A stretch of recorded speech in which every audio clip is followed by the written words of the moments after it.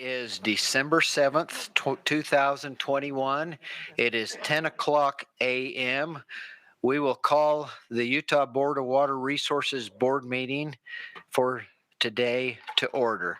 We'll start off with a roll call of the board members present. My name is Blaine Ipson. I am here. Kyle Stevens, representing the Weber River District. Charles Holmgren, Bear River Basin. Juliette Hunnert, Salt Lake and Tooele. Jim Lemon, Lower Colorado. Norman Johnson, Upper Colorado. Thank you. So we have a quorum of board members present here today. Randy Crozier is not able to be with us today. Wayne Anderson is also not able to be with us.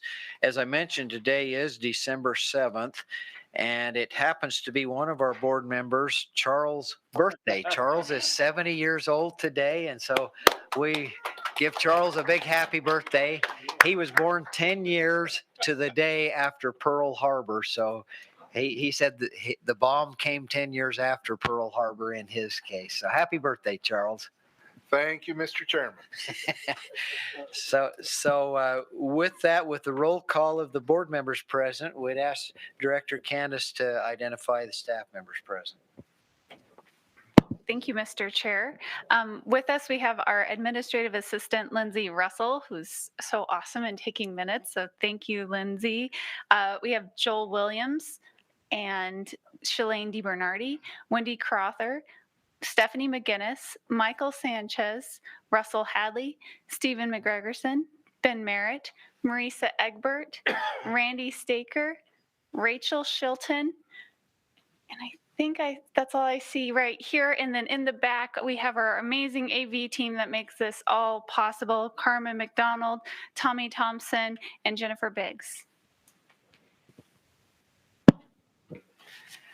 Thank you, Director. And I also echo thank you to all staff members and thank you to our IT team. They do make this all possible. Wow, we're echoing. Who does? Someone needs to mute. Let's go through a little protocol on things. Those of you who are participating virtually, if you can keep your device, whether it be a phone or whether it be a computer, if you can keep it muted until it's your turn to talk, that will help prevent echoes.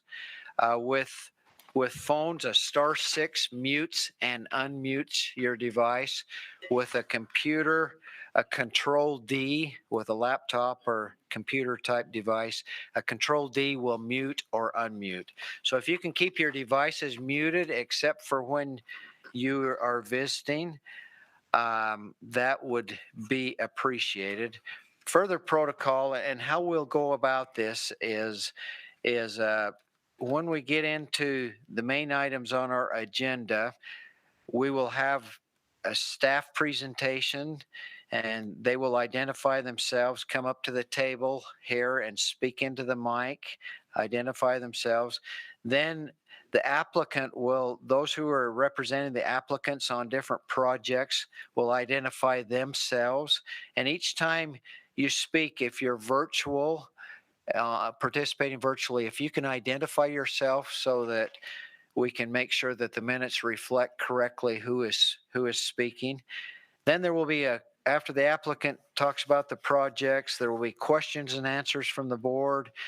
We'll ask Randy Staker if there's been any public comments, and then there'll be a discussion by the board, and there will be on some items some motions and votes to take place.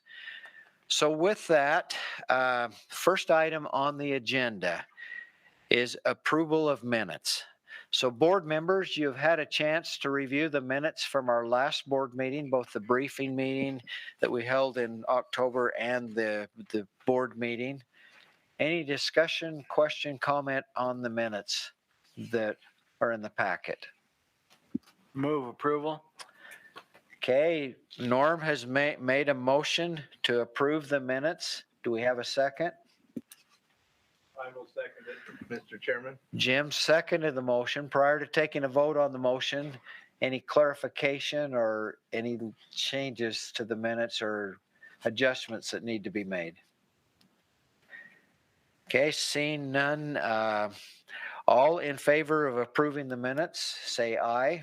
Aye. Any opposed, say nay. Okay, motion carries unanimously by board members present approving the minutes. Thank you. Next item on the agenda will be the Nrcs snow report, and David Erickson will be giving this report. And we've talked about it in our earlier briefing morning. I left home pretty early this morning to make sure I had a cushion of time to get up here because there was supposed to be a snowstorm, and I'm still kind of looking outside wondering when it's going to hit. So David, maybe you can enlighten us just a little bit on this. Welcome, David. Well, thank you guys very much. Oh, yeah. Push the button. Push the button.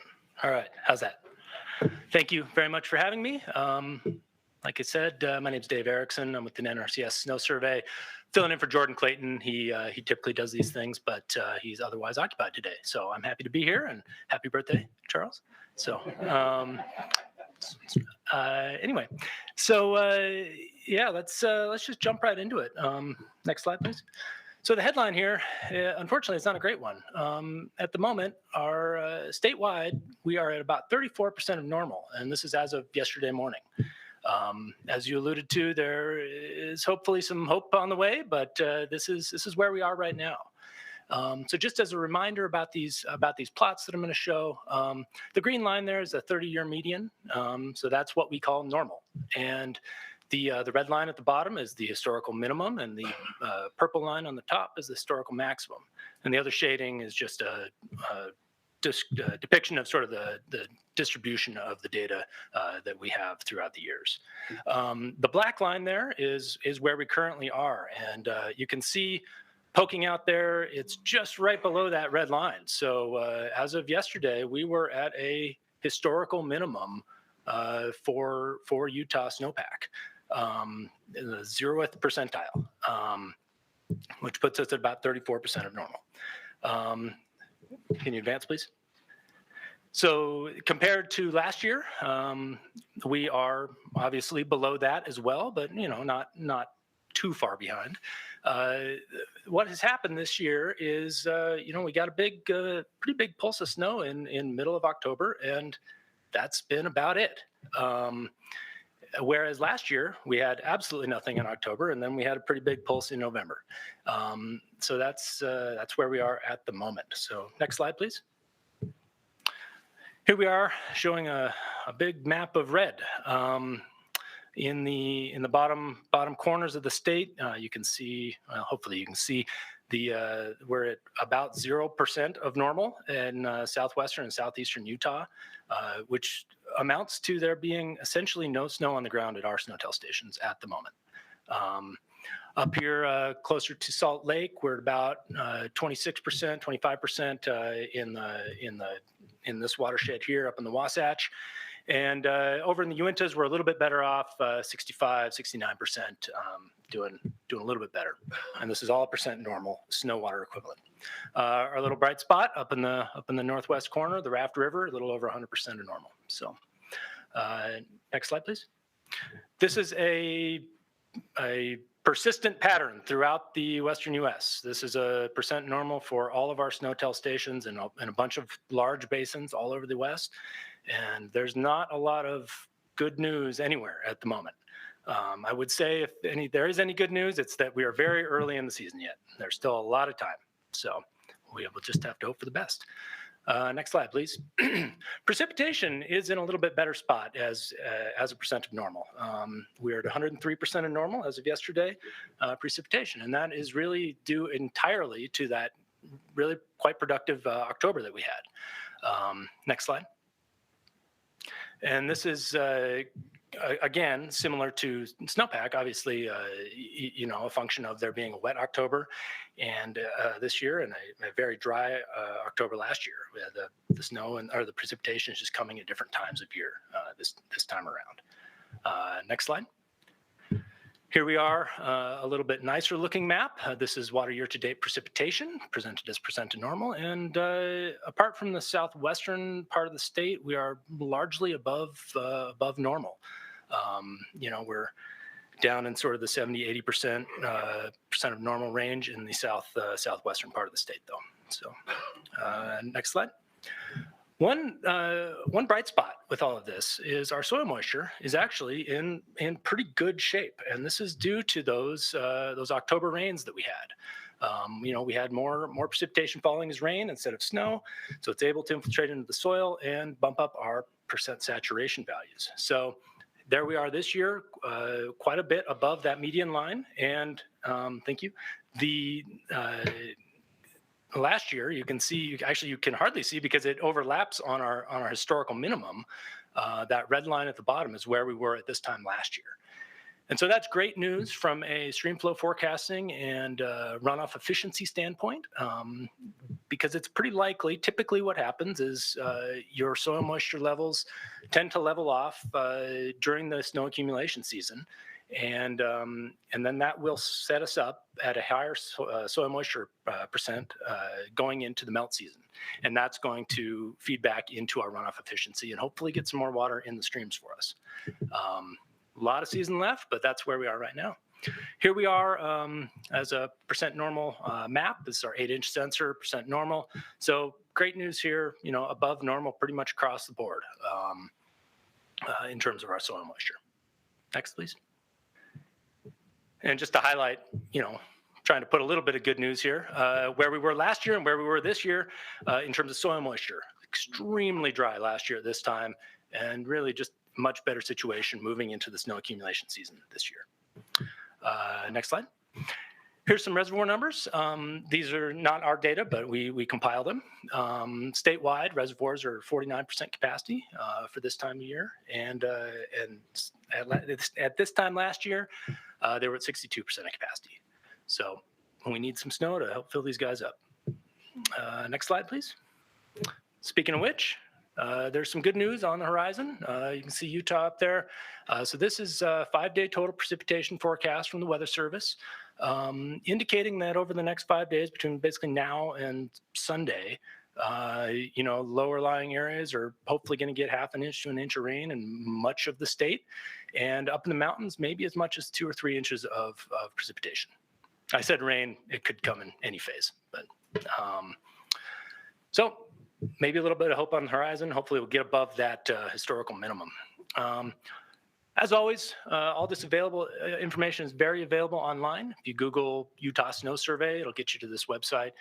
And then if you click on the report button there under how is Utah snowpack doing, you will get to a page with links to our water supply outlook reports and our climate and water reports. And these reports we release once a month and are pretty much summarize more or less what I talked about today here. So, and obviously you're always welcome to reach out to us. So that's pretty much it for the details of where we stand with snowpack right now. I just want to spend about 2 minutes talking about some stuff that's happening in the background with our snowpack data. Specifically, this year, starting on October 1st, the beginning of the water year, we've updated our 30-year normals. So when I talk about the state of Utah being 34% of normal, that has to be in reference to whatever we consider to be normal. And we have updated the reference period for all those variables. Last year, and for many years previous, the 30-year reference period was 1981 to 2010. This year, we've moved that window to 1991 to 2020. And this is the practice that's consistent with World Meteorological Organization standards. The Weather Service does this, the River Forecast Center does this. It's a very standard thing to do. The other thing that we've done is that we have moved all measurements, all of our normals are now presented as medians, not averages. Up until this year, we actually used averages for everything except for snow water equivalent. And this change was decided by the Snow Survey leadership to put this change in place because it provides consistency. And when you present medians instead of averages, you're a little bit less impacted by outliers. Something I really want to highlight is that If you really prefer using an average, everything is available online on our interactive map. I circled the little pane there. If you're looking at snow data or precipitation data, you can toggle through different normals as you want. But our quote unquote official normal is going to be the 30-year median across the board. Next slide, please. So what does this actually mean? So the change from average to median in many cases is going to result in a lower number for the average, or for the normal rather. So this is 1991 to 2020 trial lake precipitation. The blue line is the average, the red line is the median, and the median is giving us a lower normal. And this is expected because we're sort of filtering out, by using the median, we're filtering out those large water years that are driving that average up. Next slide, please. The other thing that is happening with this change is by moving the window, the reference period from 1981 to 2010 to 1991 to 2020, we are losing some really big years in the 80s from our normals, 1983 and 1984 specifically. Those are our historical maximums. So this is something that we really are trying to just communicate with everybody, that this is something that is happening. Next slide, please. So what does this mean when you're actually looking at the data, sort of when the rubber hits the road? So the simplest way to talk about this is with a sort of hypothetical example. So if on April 1st we have 35 inches of SWE under our old normal, using the 1981 to 2010 median, we're at 95% of normal. The exact same amount of SWE, snow water equivalent, this year, 1991 to 2020 median, we're going to be reporting 96% of normal. So, not a huge difference. The thing to be aware of, next slide please, is when we start talking about precipitation. If we had 35 inches of precipitation at Snowbird, using the old normal, which is 1981 to 2020 average, compared to the new normal, which is 1991 to 2020 median, then we start getting into a little bit bigger difference. 95% last year and 105% this year for the exact same amount of precipitation. So what we're trying to caution people against is the possibility for misplaced optimism, because our normal values are often going down a little bit. The exact same amount of precipitation is going to look, quote unquote, like more in terms of percent normal. The other thing to be aware of are regional differences. This effect, I haven't done a lot of investigation on this myself, but it appears that this effect is a little bit more pronounced in northern Utah than in southern Utah. So personally, my best advice would be, if this is something that is concerning, that you should go to our interactive map, and you can adjust those normal periods and look at that for yourself. So I'm happy to answer any questions, and thank you again for having us. Here's Jordan's contact information, and you're always welcome to give us a call. So, any questions? Thank you, David. Any questions for David while you've got him? That's really interesting, the changes. I was not aware that those were coming. We'll have to pay attention to those. And yeah, it's a big messaging challenge. Yeah. But it's a very standard thing, and it's just the way that things need to go. So great. All right. Well, thank you all very much. Thank you, David. Appreciate it. Okay, next item on our agenda, we'll go into our projects. First one will be a feasibility report. It's project number RE454, West Cache Irrigation Company, which is in Cache County.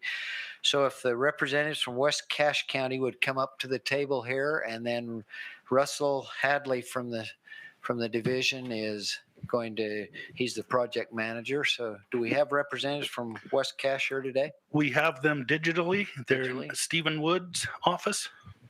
So you that are digitally, can you identify yourself, please? Yeah, my name is Tom Griffin. I'm on the West Cache Board of Directors representing them today. Anyone else? Okay, there's Stephen. Okay, we have their engineer, Stephen Wood. Yep, I'm here. Sorry, my phone had a little glitch on it. I apologize. Yes, this is Stephen Wood from Sunrise Engineering. I'm their engineer. So welcome, Tom and Stephen. Anyone else? Stephen, do we have anybody else from the company? Tom Griffin is, he just announced himself. Mike Spackman was planning on joining, but he had a conflict. The meeting that he had at noon got shifted to 10, and so Tom is joining us today. But between Tom and I, that's it. Okay, thank you. Again, the format that we'll do on these projects is we'll have a presentation from the project manager, from staff, and then we'll have the applicants add anything they'd like to, then questions and answers from the board, and then public comments.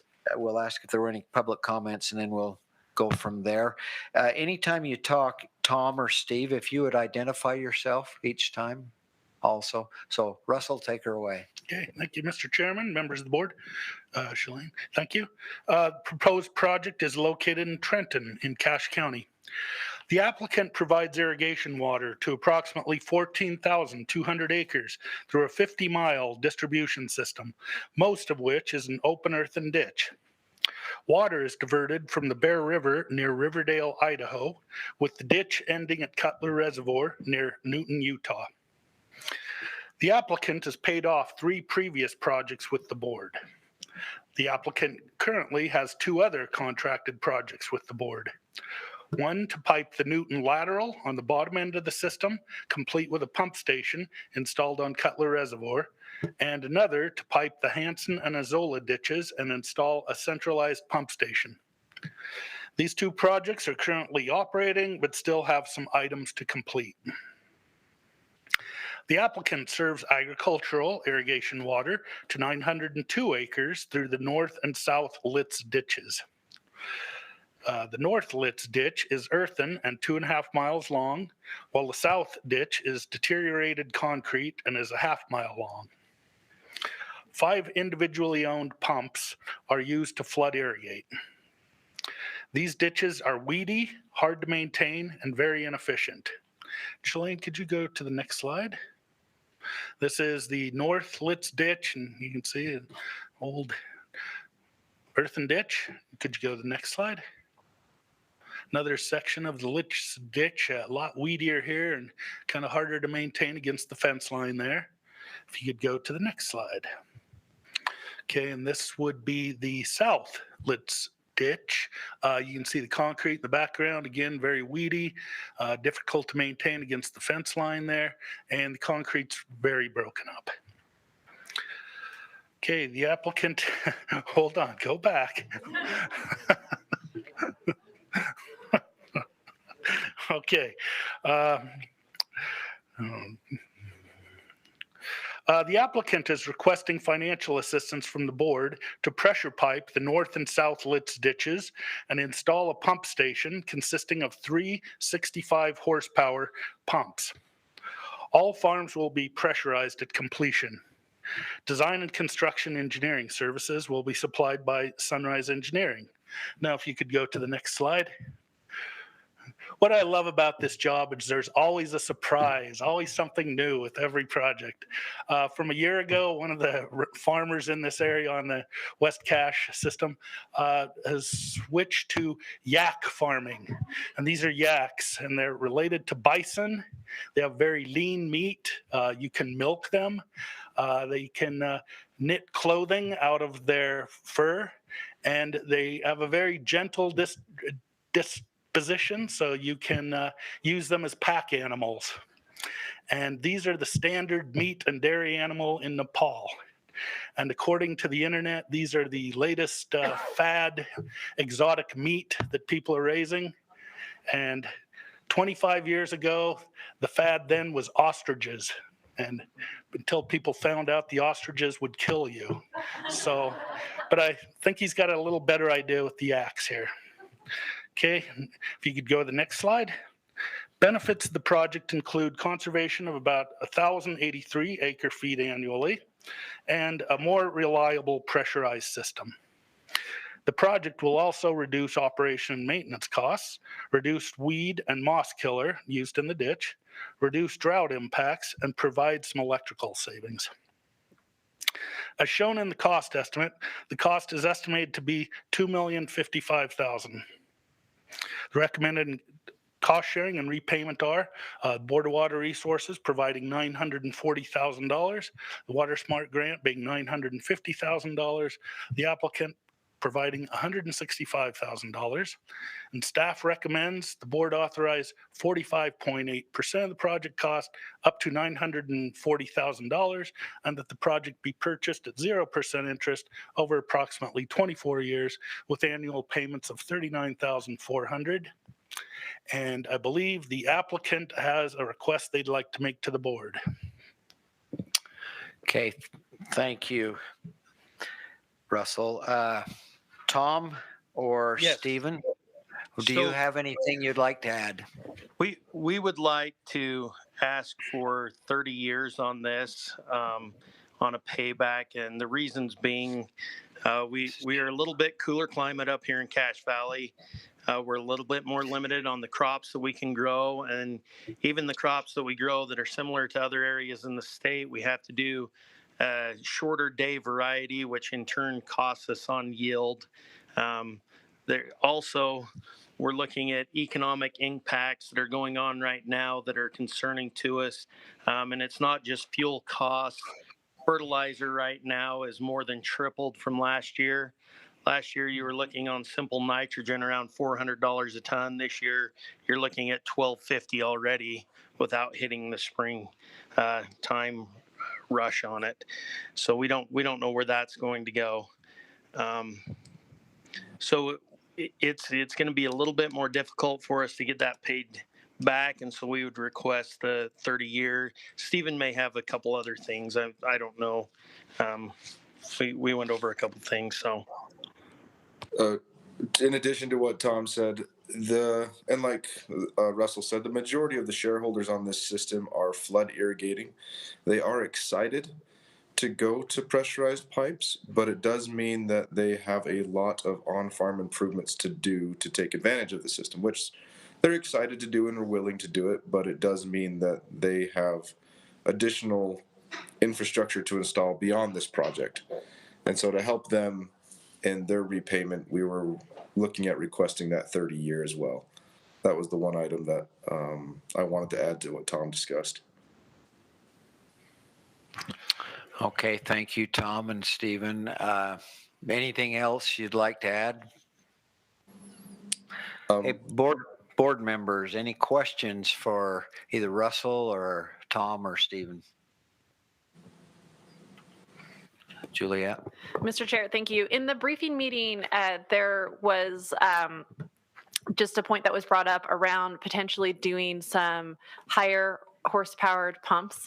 I'm an economist, not a water engineer, so I don't know if that's how you say it, but more costly pumps.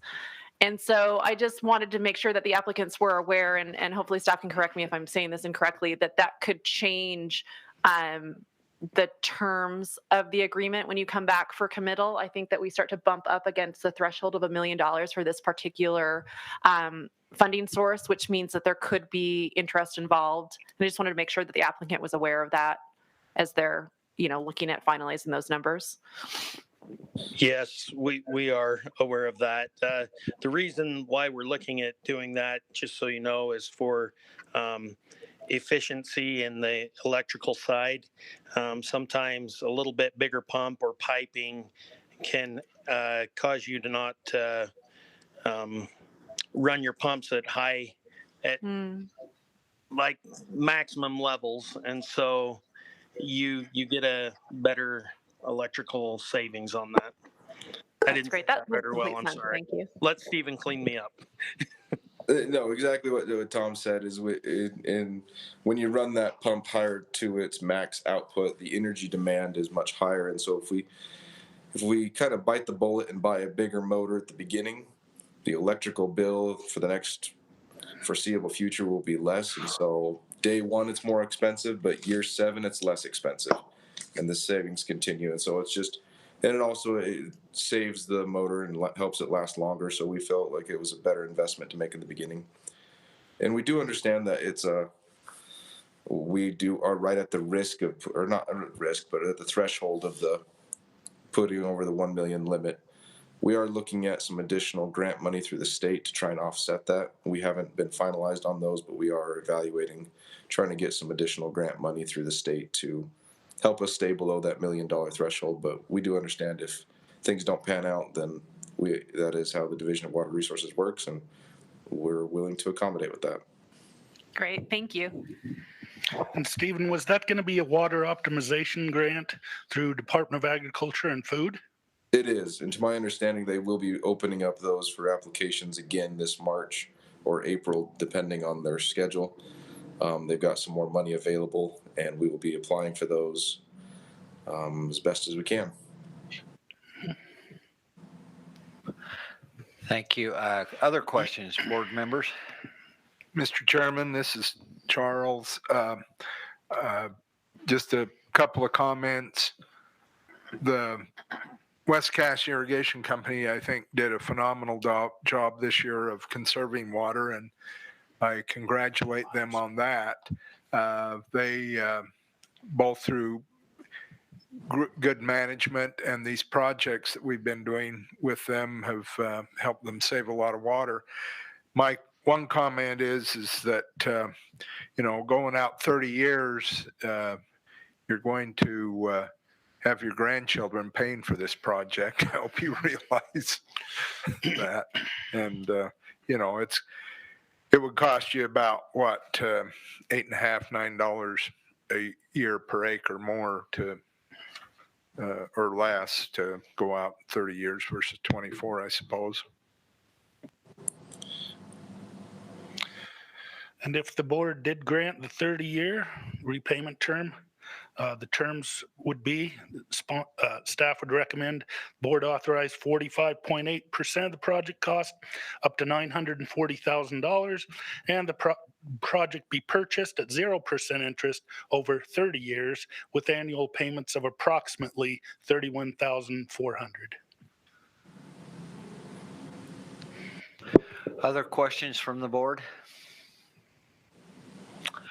Randy Staker, any public comments received on this project? No, there were not. Okay, no, there were not. Thank you, Randy. Okay. Board members, I guess we're to the point then where we'll entertain a motion on this project.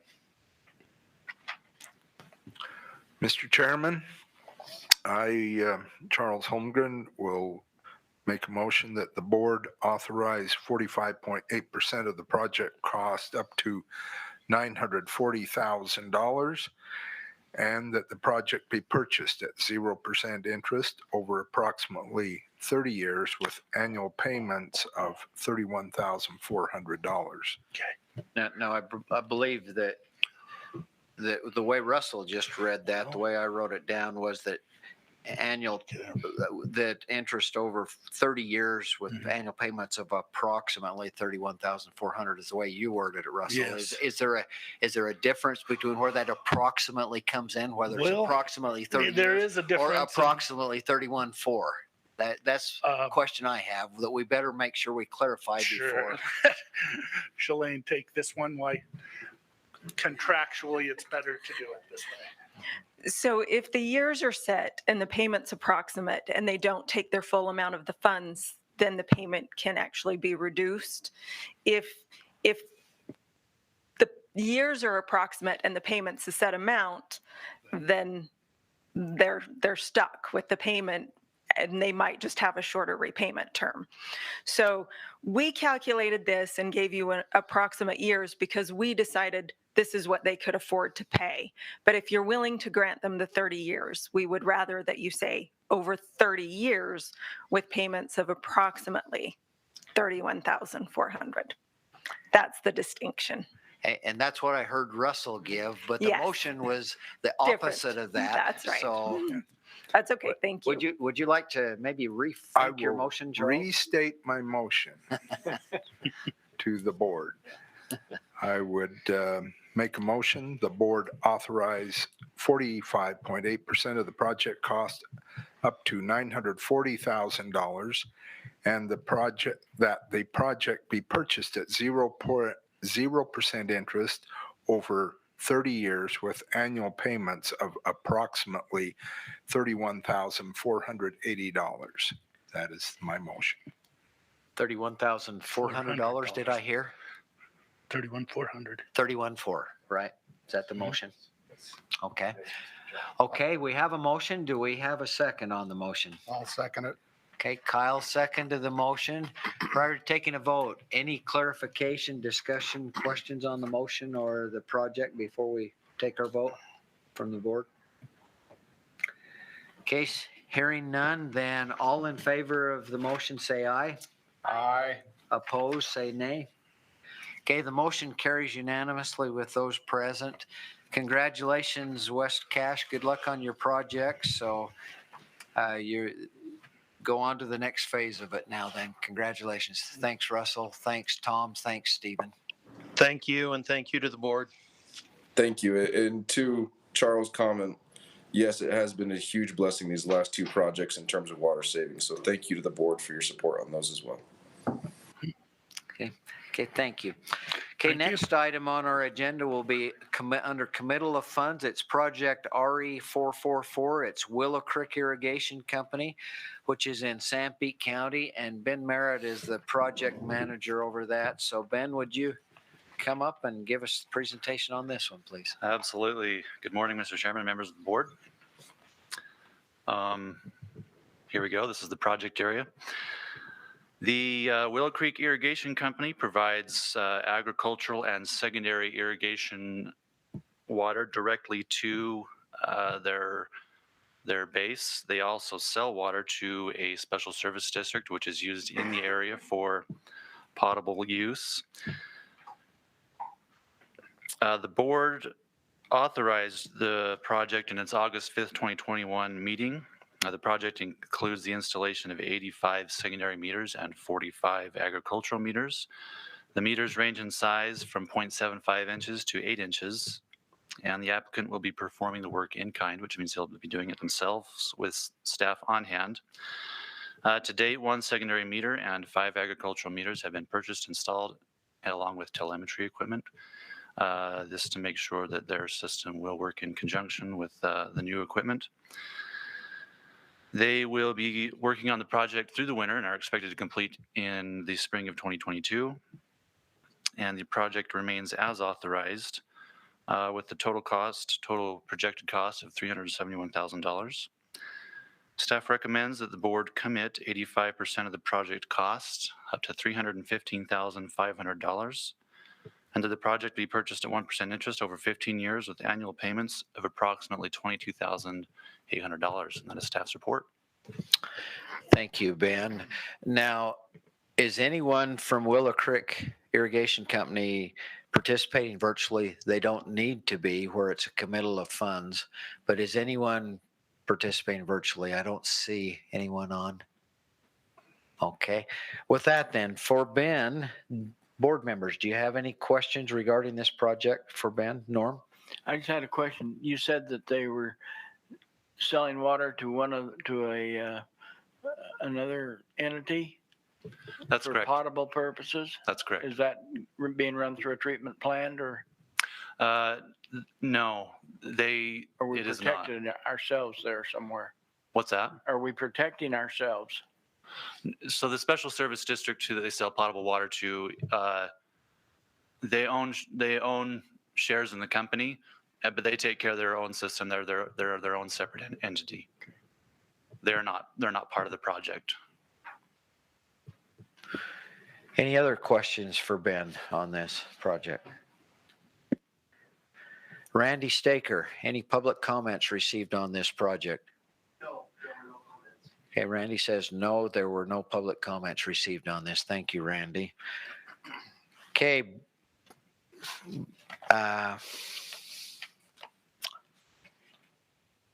We'll entertain a motion then if there are no further questions for Ben on this and there were no public comments.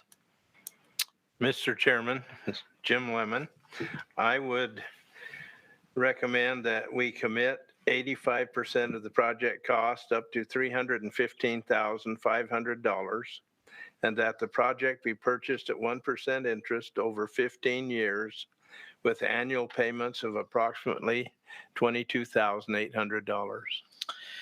Okay, so Jim made a motion on 85% of the project, like he said, and it's not a recommendation, that's an actual motion, right, Jim? Yes, it's a motion. Okay, good, that is a motion. Okay, so we have a motion. Do we have a second on the motion? Mr. Chairman, this is Charles. I'll second the motion. So we have a second by Charles. Prior to taking a vote on the motion, any further discussion on it, clarification needed, or questions? Seeing none, all in favor of this motion, say aye. Aye. Opposed, say nay. The motion carries unanimously by those present, so the committal of funds has been approved for Willow Creek Irrigation Company. Thank you, Ben. Now Ben's going to stay right where he's at because the next project is under special items on the agenda. It's project RE 453, Huntsville South Bench Irrigation Company, which is in Weber County. Ben is the project manager. We do have representatives here today from Huntsville South Bench Irrigation Company. So if you'd like to come up here, and looks like we can pull another chair up there too. And I show that we have Ray Walker, water manager, Sandra Walker, secretary treasurer, and Richard Drysdale, board members. So, and Brian is online also. So welcome online, Brian, and welcome Ray, and welcome Sandra, and welcome Richard, and Brian, welcome. Okay, Ben, take her away. Thank you, Mr. Chairman. The Huntsville South Bench Canal Company consists of 285.5 shares distributed among 45 shareholders. The applicant purchases most of their water from Weber Basin Water Conservancy District. They do have another water right, which I am told they're typically unable to take advantage of because of conditions with spring runoff flows in their system. The applicant has worked with the board on two previous projects. The first one back in 1967, where they lined approximately 17,000 feet of canal with concrete liner. And the second project was completed in 2007, where they piped approximately 17,500 feet of canal with a 24-inch HDPE pipe. And the second project is still in repayment with the Board of Water Resources. There is approximately 1,100 feet of open canal, which you can see in the map before you, which is still concrete lined open canal, and it is failing, leaking, and needs to be replaced. There's also approximately 100 feet of pipeline below Highway 39, which also is failing and has issues and also needs to be replaced. And just for reference, the map that you see is located directly south of Huntsville Reservoir. This section of canal is frequently blocked with debris, and beaver have also attempted to build dams across the canal, and these conditions have contributed to increased operation maintenance costs, time and effort related to clearing the canal of the debris. Additionally, when this debris builds up, it has in the past caused the canal to overtop the banks and flood. Also, the canal is undersized and unable to deliver the full allotment to a shareholder at the end of the canal. So the applicant proposes to replace this section of canal with 20-inch HDPE pipe and also a new boring below Highway 39. Next slide, please. The project, they expect to increase the capacity, have a new highway crossing, reduce liability by enclosing the canal, reducing O&M costs through reduced effort in clearing the canal of debris, and then they expect to decrease seepage into the ground of 35 acre-feet of year, which will be used throughout the system. Next slide, please. The total expected cost of the project is $264,000. Staff recommends that the board authorize and commit 85% of the project cost up to $224,500, and that the project be purchased at 0% interest over 15 years with annual payments of approximately $15,000. That is staff's report. Thank you, Ben. Applicants, representative of Huntsville South Bench Canal Company, anything you'd like to add? And if you would speak right, turn on the microphone and speak right into it and identify your name as you do so, please.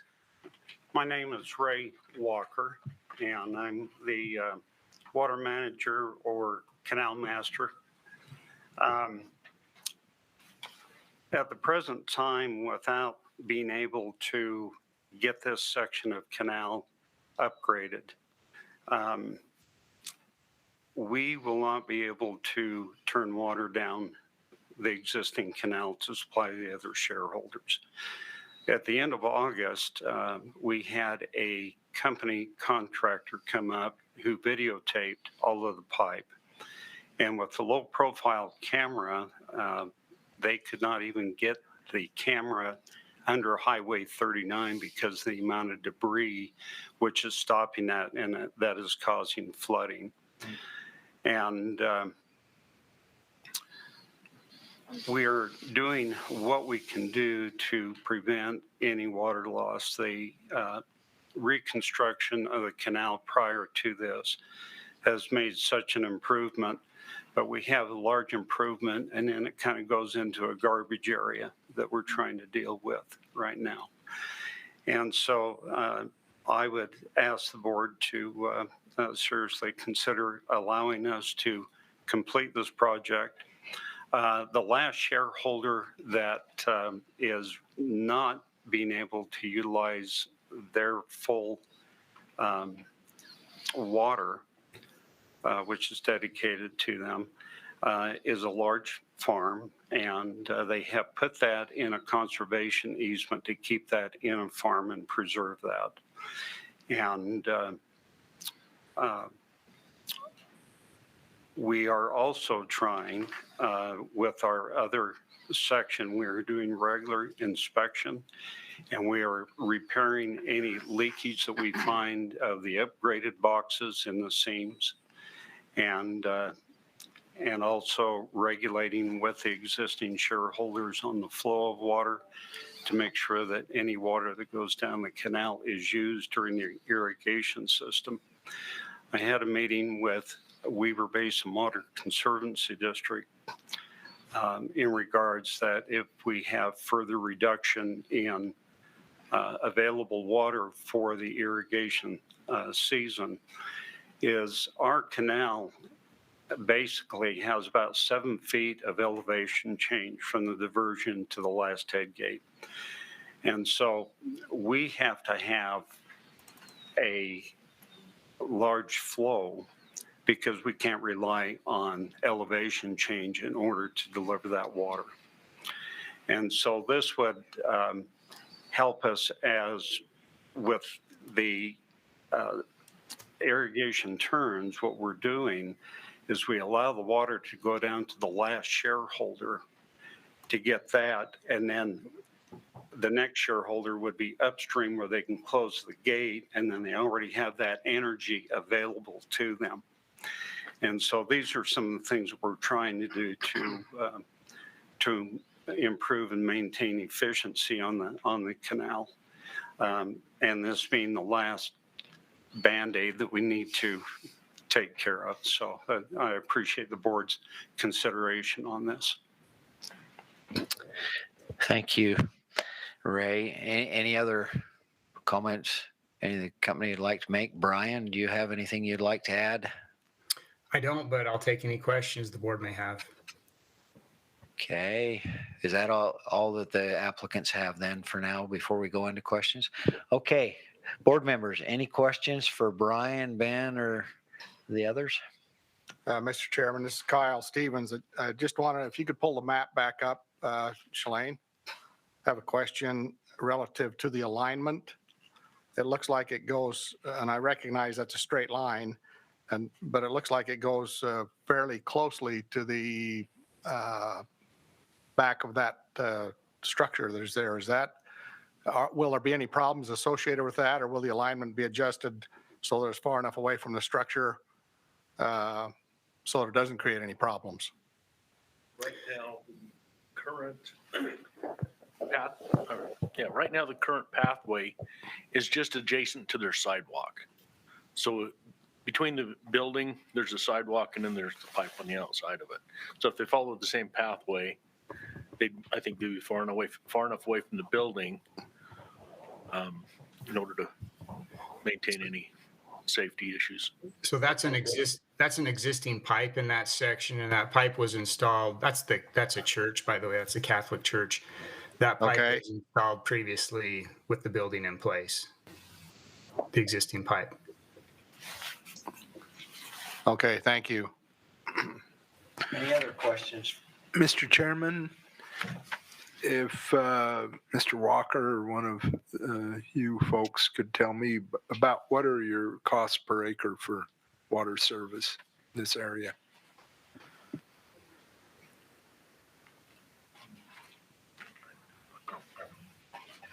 I don't believe I can answer that.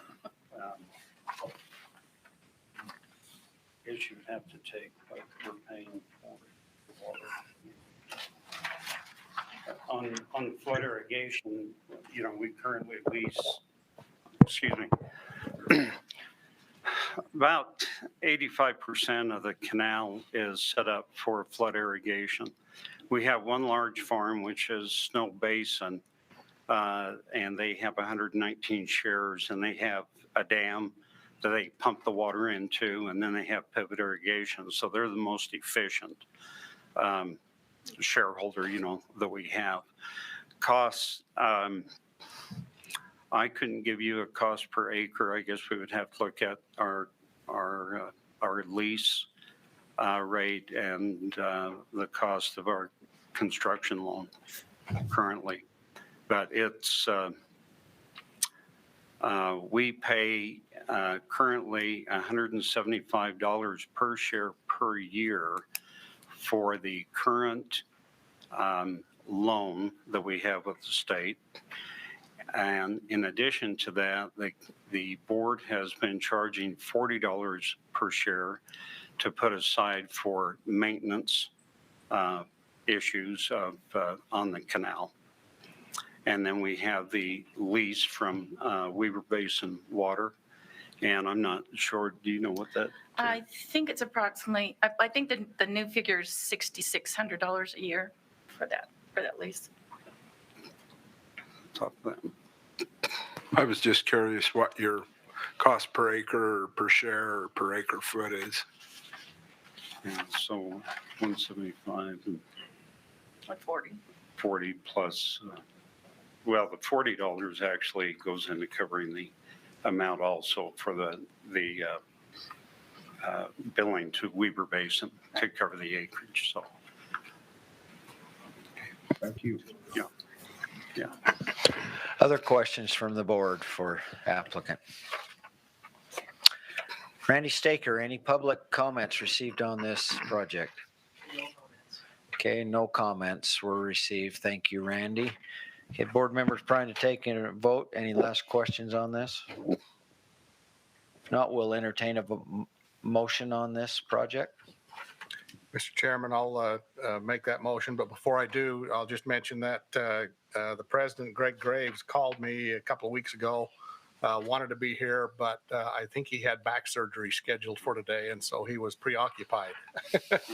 Hope that goes well for him. But I'll make the motion that the board authorize and commit 85% of the project cost up to $224,500, and that the project be purchased at 0% interest over 15 years with annual payments of approximately $15,000. Okay, we have a motion. Do we have a second on the motion? I'll second that. Okay, Norm seconds the motion. Prior to taking a vote, any clarification or discussion on this motion or the project? Okay, seeing none, all in favor of this motion, say aye. Aye. Any opposed, say nay. Motion carries unanimously by those present. Congratulations, thanks, and good luck on your project. Thank you very much. Okay, next item on our agenda is under special items. It's project RL 585, Powder Mountain WSID for additional funds. It's in Weber County, and Ben is the project engineer. And they're online. Let's see, pull this up. Can those of you who from Powder Mountain Water and Sewer District, can you identify yourself, please, who are participating virtually? Yeah, I'll go ahead and lead off. My name is Roy Watson, the manager with Powder Mountain Water and Sewer Improvement District. We have Okay, online. welcome, Roy. Thank you. Let the others just identify themselves. Does that be okay? Terry Zanger, Yeah. District Clerk. I'm Brad Welcome, Gilson. Brad Gilson, the District Engineer. Marcus Keller with Zion's Public Finance Municipal Advisor to the district. I'm Robert Barron, Chairman of the Board, Powder Mountain Water and Sewer Improvement District. Okay, welcome. It sounds like we have Roy, Carrie, Brad, Marcus, and Robert. Did we miss anybody? No, that's everybody. Okay, so if you can keep your devices muted until it's time to talk. The way we'll go about this first is Ben will give he's the project manager for staff with Water Resources. We'll give a presentation on it, and then we'll invite comments from the applicants, from any of you five at that point. So Ben. Thank you, Mr. Chairman. In its August 6th, 2020 board meeting, the Board of Water Resources committed $1,588,000 to the applicant for their proposed project, which included the following: installing a spring box on Pizzle Spring number 3, constructing 1 booster pump station, rehabilitating 2 booster pump stations, installing a 250,000 gallon underground water storage tank, and installing the necessary pipeline to connect everything together. Construction for the project began in fall of 2020 and is proceeding currently. To date, approximately $894,000 of those funds have been spent on the project or has been paid out. Since construction began, market conditions have shifted substantially upward, as in more expensive. And in addition to increased costs, which were unforeseeable by the applicant and those involved, the scope of the project has shifted somewhat to assist with changing goals of the applicant. Namely, they wanted to connect the entirety of their system together, which would give them additional operational capabilities. They propose that they postpone the water storage tank construction indefinitely. That may or may not be constructed at a later date. They would like to construct a 4th booster pump station. So that means they'll be constructing 2 new booster pump stations and rehabilitating 2 old ones. They would also like to install an additional 4,000 feet of distribution pipeline to connect everything together. These changes I have some construction photos here you guys can look at. Thanks, Shalane, for advancing that for me. These are for your enjoyment. With the change in scope and the market conditions, it is expected that the project now will cost $3,741,000. This is an increase of $1,873,000 from what was previously committed by the board. The cost share for the project is still expected to be the 85-15% split, bringing the board's share, if it is approved, to $3,180,000. So staff recommends that the board commit an additional $1,592,000 for a total bond of $3,180,000, and that the bonded indebtedness be returned at 1% interest over 30 years, with annual payments of approximately $128,000, including reserves. That is staff's report. Thank you for that report, Ben. Okay, anyone from the applicants, Roy, Carrie, Brad, Marcus, Robert, do you have anything that you would like to add to what Ben has presented? And if you will, please identify yourself so that we know who it is that's speaking for sure. Okay, this is Roy Watts starting out, and I won't talk too long. I'm struggling with a cold, so we'll have our engineer address some of this, but we appreciate your consideration on this. This has been absolutely critical for us to have this infrastructure upgraded and installed. It is our water source, and it's absolutely essential for our survival. Getting the additional capacity in the water line to the top of the mountain, the additional booster pump, that provides water redundancy. It provides fire protection and all kinds of good things that are important for us. And I'll let, since I'm struggling with my voice a little bit, I'll let our engineer talk just a little bit if he would, if that's okay, Mr. Chairman. Please. Chairman, I'm Brad Gilson, the district engineer.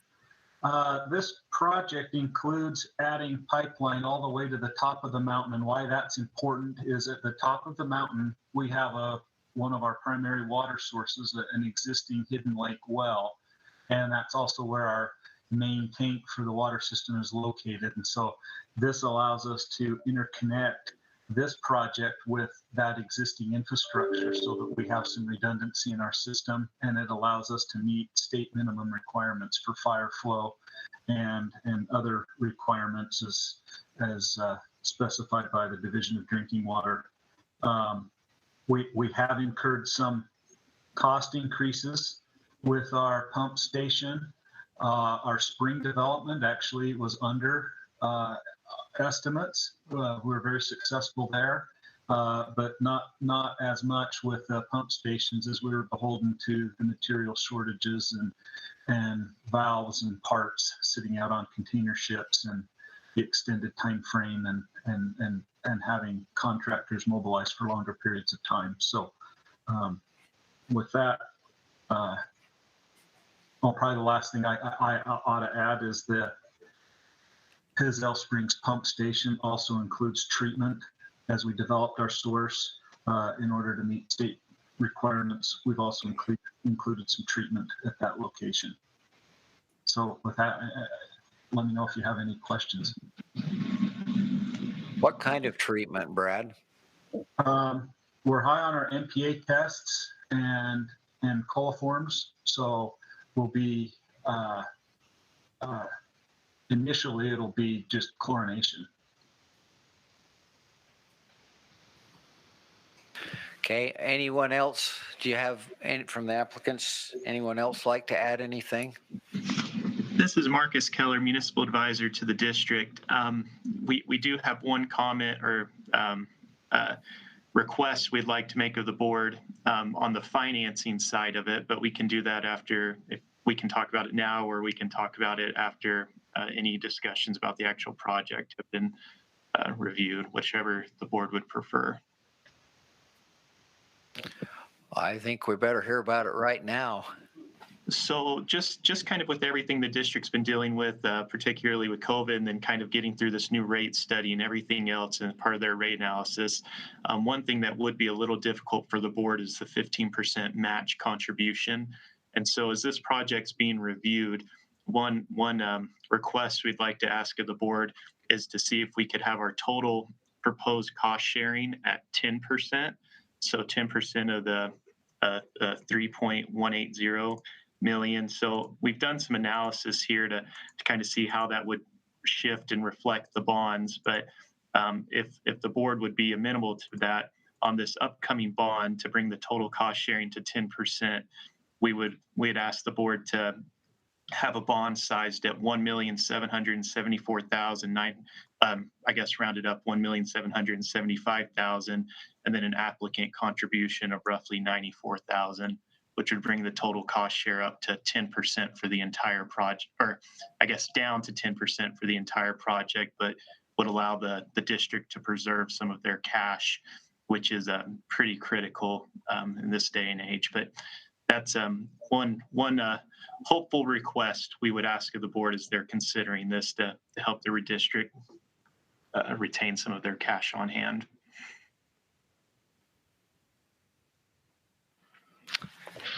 Okay, Ben, Shalane, comments on that?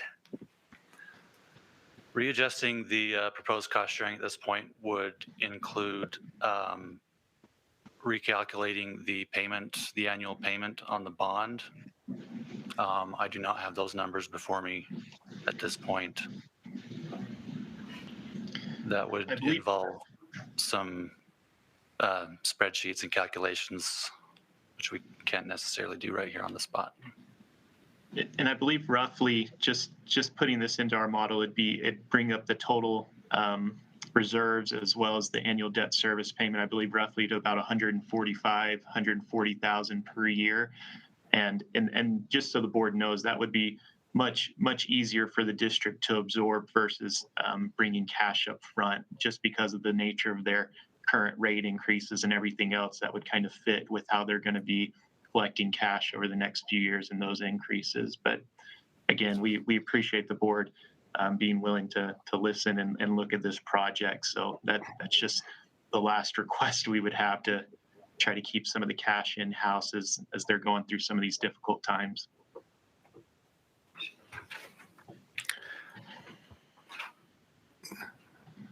Mr. Chairman, while Shalane is coming up, because part of the question I'll ask will be, or need to have a response from her, but what is the revenue source? And maybe you can elaborate a little bit more on the rate study that you've conducted, but what will be the revenue source that will cover the increased loan amount request? And then to the last question that you raised about changing the cost share, is that even doable within the board's policies to go from 15 to 10%, down to 10%? That's a question for Shalane. That's right. Yes, go ahead, Marcus, and then I'll answer that. Yeah, so the district is a local government, so their revenue sources, they're going to be pledging the rates, the water and sewer rates collected from the district's users through a municipal or tax exempt bond, as well as a potential impact fee. So all available revenues of the district as described in the bond documents would be the revenue source to the Board of Water Resources as these bonds are issued. A little bit different, I think, than the irrigation companies, but in this case, you would be receiving a tax-exempt bond pledged by water and sewer revenues of the district. Okay, and Marcus, just to clarify, this is Shalane. So you will be issuing a new bond, not for the new amount, not one bond to cover both? Is that my understanding? Correct. So we would leave the other bond outstanding that the district's already issued for the other, or the first portion of the project, and then we've already started for the process of issuing new debt for the remaining, or the new piece, if the board would authorize it. Okay. And so it would be a new Kyle, to your question, yes, the board can. The guidelines, are they like a participation of 15%? But they have covered 90% of a project cost in the past. And so you could do that. We do not have those numbers prepared. Marcus might be right.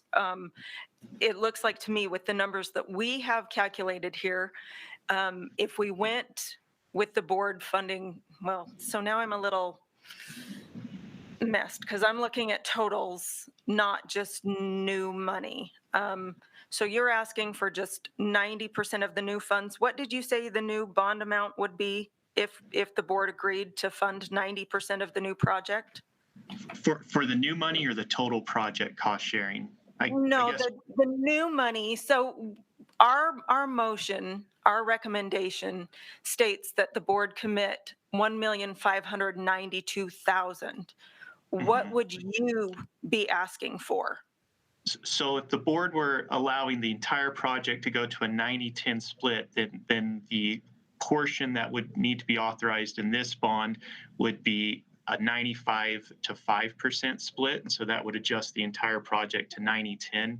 And then those amounts would be $1,774,900 and $93,100. But as you know, we have to do it in increments of 1,000. So roughly 1.775 million and 94,000 contribution. Okay, so we may have slightly different numbers because as I do the math, 3,741,000, 90% of that, I come up with 1,779,000 of new money. Now, Shalane, haven't we already approved and it's in the books and the previous thing, we can't change that right now to a 90-10, can we? No, and that's where this would be, and the motion as we've written it is a little bit funky because we looked at this as almost a reissuance of one bond, and that's not what this would be. They're looking at a new bond, although the terms could remain the same. The 30 years and 1% would remain the same. And then it would just be the payments that we would have to recalculate on the new money. So, yeah, with this information coming up today, I'm sure everyone's in a hurry, but I would almost prefer to table action on this until the next meeting, until we have some time to really figure this out. And that is if the board is open to funding this increase, the second portion of the project at a higher rate. If not, I mean, what we've written could apply.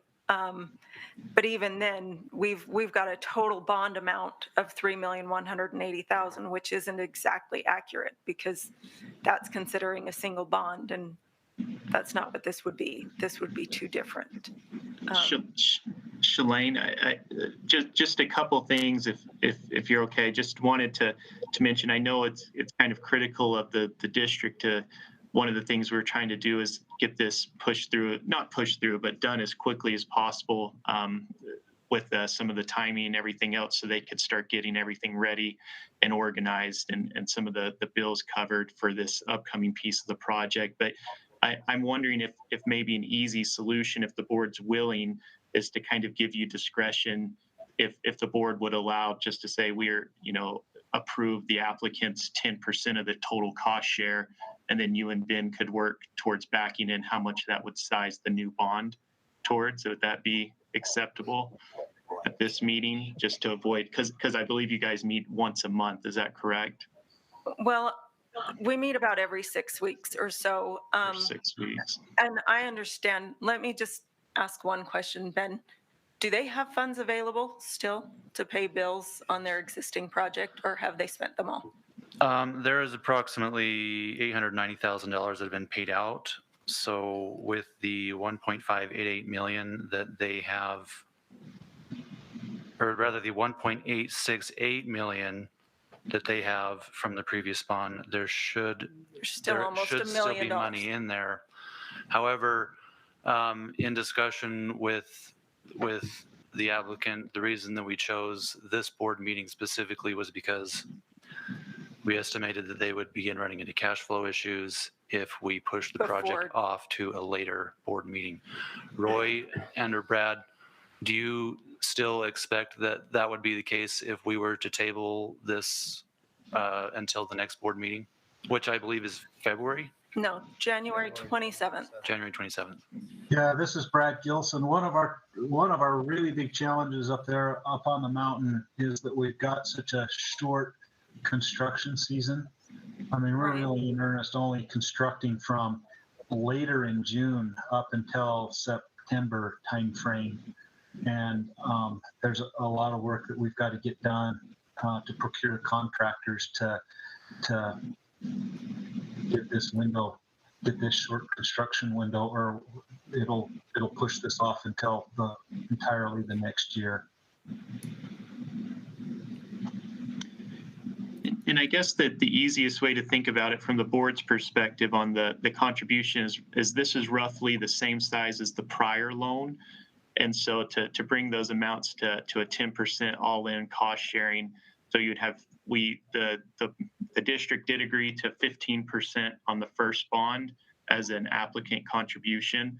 And so roughly if the board allowed them to do 5% as applicant contribution, since the loans are roughly the same size, then that would be approximately 10% applicant contribution for the entirety of the project. Within rough figures, obviously, Shalane, those numbers would adjust a little bit, and that's something we could definitely work with your team on to make sure that that would be the case. But all this would be pending if the board is even agreeable to allow them to have the lesser applicant amount. Right. And I just want to clarify, Marcus, I don't know that anyone here is actually opposed to that consideration. We just don't necessarily like surprises at the board meeting. We have a briefing meeting before this one where we discuss potential requests and weren't aware that this was one that was going to be made. So we haven't had the time to do the calculations, to run the numbers, to consider what this means. And so while I believe it's a reasonable request, I think as staff, I'm feeling a little unprepared and not sure I'm willing to just off the cuff make that recommendation to the board.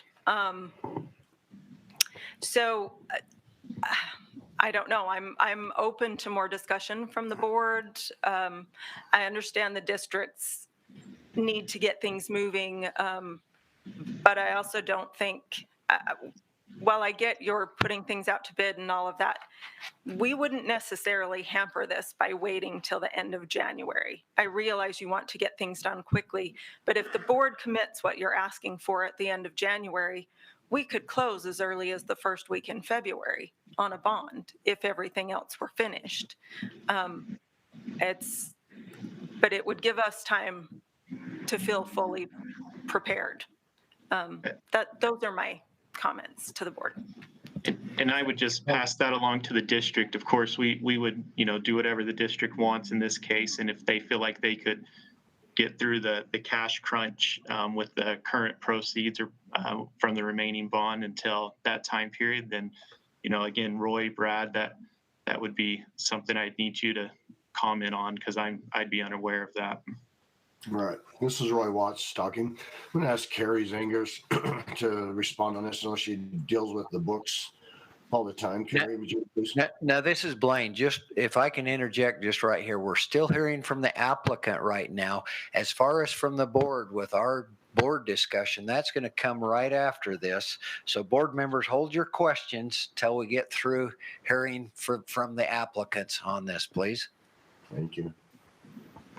Okay, Ben has received all of the requisitions to date with the exception of upcoming board meeting on Thursday for approval. I will submit another requisition. Will probably be about 100, almost 200,000 off at the top of the balance that's still outstanding that we have. So as far as January, I have no other bills coming in until then. So we do have the funds to cover until the next board meeting.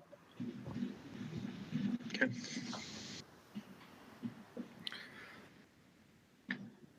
So with that being the case, then, then it does sound like then some of the urgency to get this done sooner may be relieved. So I guess our question now for board consideration, because it does look like we'll be coming back to the board in January, is maybe feedback on the contribution amount so the district can prepare accordingly and work with Shalane and Ben to get those addressed and kind of prepare in advance. But I don't have any more comments from the applicant side. Okay, any of the other applicants have any further comments or on anything? Okay, sounds like not. Now we'll go to the board for questions that may be for the applicants.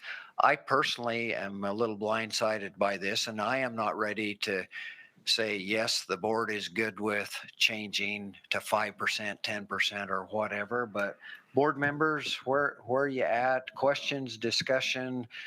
I personally am not ready to take any action on a proposal that came up just today like that we don't have background on, but remainder of you board members? I'm prepared, excuse me, this is Kyle Stevens. I'm prepared to make a motion. But we're not ready for a motion yet. No, a motion if there aren't any other questions. We have another step before the motion after we have our board discussion too. So mainly are the public comments. We will have I'm that. just confused. Yeah, Mr. Chairman, I feel like we have to push this off till January because there's too many open-ended things going on here. Yeah, even the motion, it seems to me like the motion that we have is not a motion that really fits where it is on the bonding thing. I guess I can't even see that we have a motion that we can make today that would be accurate. Yeah, Except for the motion to table. Yeah. I'd probably be supportive of that motion. So I share the sentiment of everyone else. Motion I was going to make. Yeah. But I think what I'm also kind of trying to think through, and even just for next time, so I'm certainly not prepared to approve kind of what's been proposed. So again, like, I don't know that I completely understand it today, but even moving forward, I'm still kind of struggling with I get in effect, like a new bond would be issued at 95%, which in effect would make the whole project 90%, which I'm definitely open to, but I just want to be really careful about setting some sort of precedent where we're doing a 95% cost sharing. Like, that's giving me a little bit of pause just thinking through that. And so just, making sure, I'm completely open to, getting to that 90% personally, but just making sure that there's like staff does a really good job of documenting that it's all one project. It's because Shalane, I was with you where I was just thinking it was one new issuance and that is fine for like a 90% for me. But if we're going to I want to make sure it gets documented right for the history. Right. And I think the main consideration is are we considering this two separate projects or one project? And if it's simply one project with an expansion of scope, with additional funds, the fact that it's a bond and so has to be issued a different way, that's just, I think, technicalities. Paperwork. Yeah. Okay. Right. But I think as long as we consider it one project with additional funds, the fact that the new bond will have different terms than the original, I don't think that's a problem. But I do agree. I think it would require a different motion than what we've prepared here. So I'm generally comfortable with the concept, but certainly not ready to vote on it today. Board Chair, can I ask a question when the time's appropriate? Please go ahead right now. Shalane, would you prefer the district to refund the other bond with, you are the current owners. Would that make it simpler? Again, I'm not trying to confuse. We're just trying to prepare for the next meeting to make this a new bond. I don't think it really matters. I really don't think it matters. It's just the way we'll look at things. If we know that you're not reissuing a new bond, then we'll work with the payments as they exist and structure the new bond accordingly. If you're going to reissue and have one bond, then we'd have different terms than what we've. That's kind of how we wrote it here, is thinking that it would be a reissuance and coming up with a total repayment. But if that's not what it is, the motion would look differently. The board would still commit additional funds, but the new bond would be repaid with different terms than what we've written out here. Gotcha. So I think it would be the district's preference just to issue the new money versus a new money and refunding, just for simplicity's sake. Sure. But whatever you all think is easier and at your direction, we can accommodate either one. And that's fine. We can work with this as additional funds for an existing project, but as a separate bond. We can work that way. We'll just, it will require a separate motion, a different motion than what we've come up with here. So, thanks, Marcus. Board members, Jim. My question to Marcus would be, if you reissued, is it a better rate for the board? I'm talking about for your district, or is there going to be a higher rate on the new one? What's it going to do to the group that you're helping? Are you going to hurt them or help them? So the bonds that we issued in 2020 for the 1.588 million is at 1% as well. So I think it would almost, I mean, it would extend the term a little bit just based off that, but obviously we could work with Shalane. So I think it would be 6s. I don't think it would really hurt or help them.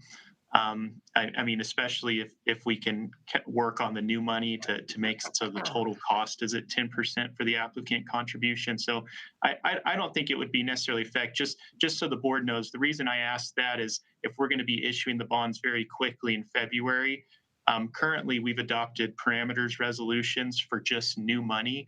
We haven't adopted any type of resolution for new money and refunding bonds, which we would have to if we decided to do the entirety of the project into a new bond and take out the old debt. So it's just more legal work and background work on our side that we would need to do in preparation for that. So that was more of the basis of my question. But as far as finances go, either way would get us kind of to that same point where the applicant's able to keep some of their cash if the board's willing to look at it. Yeah, and just to clarify, we recommended 1%. That's what the existing bond is. We would be recommending the same, simply because of the amount of the money, their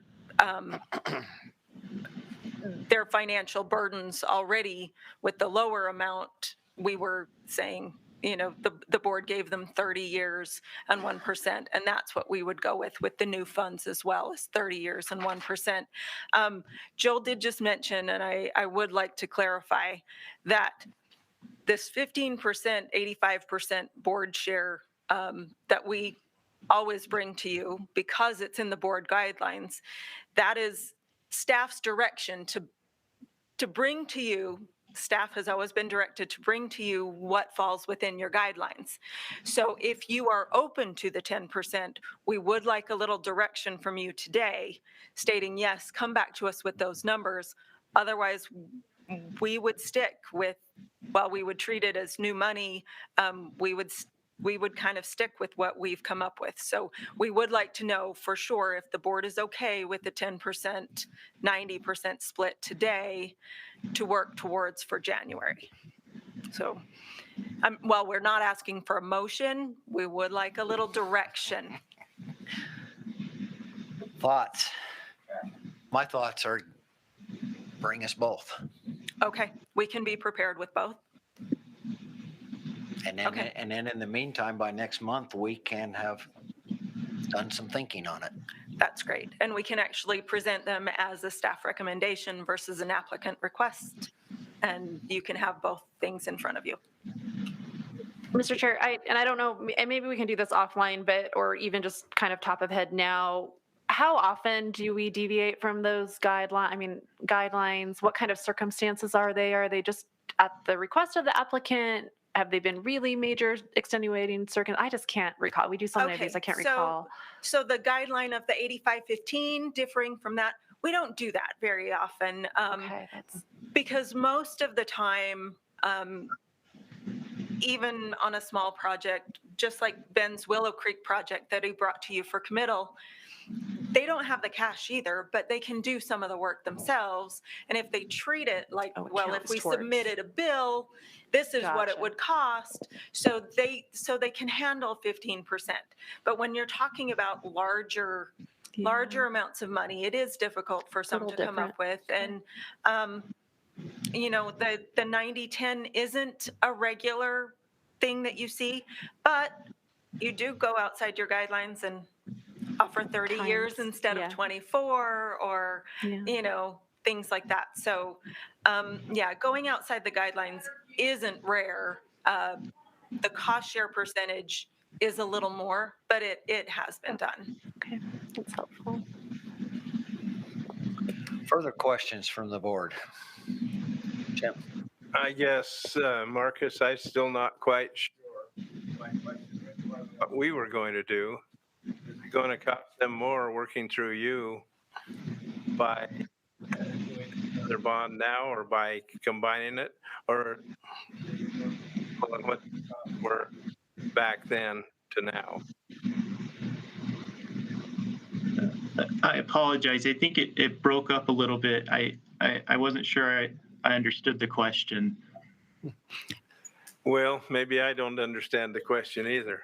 Marcus? My question is, what is your cost to the district going to change enough that it'll make a difference which way you did it? So our cost with the district on a per bond issuance is a fixed rate of $10,000.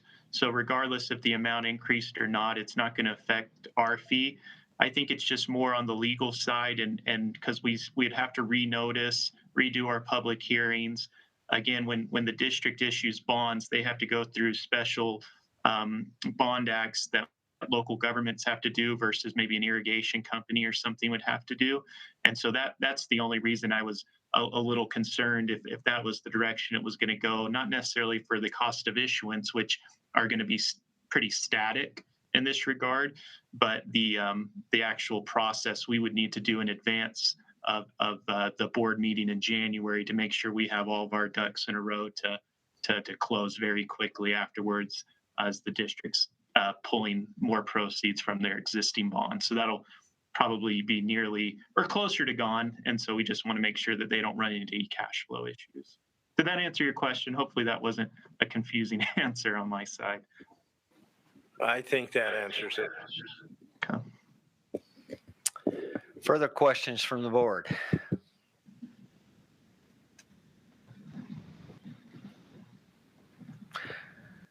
Doesn't appear we've all got questions, but I'm not sure sure we know what our questions are right now. Randy Staker, we're to the point right now. Were there any public comments received on what was in the board package that was noticed out? Okay, Randy says no, there were no public comments. Okay, we are to the point where normally we take a motion. The motion that staff recommended is not a motion that it sounds like the board is ready to go with, nor should we go with at this time. Question for Candace, Shalane, do we need a motion to table it or to take no action on this today before it's on the agenda? I don't think you necessarily need a motion.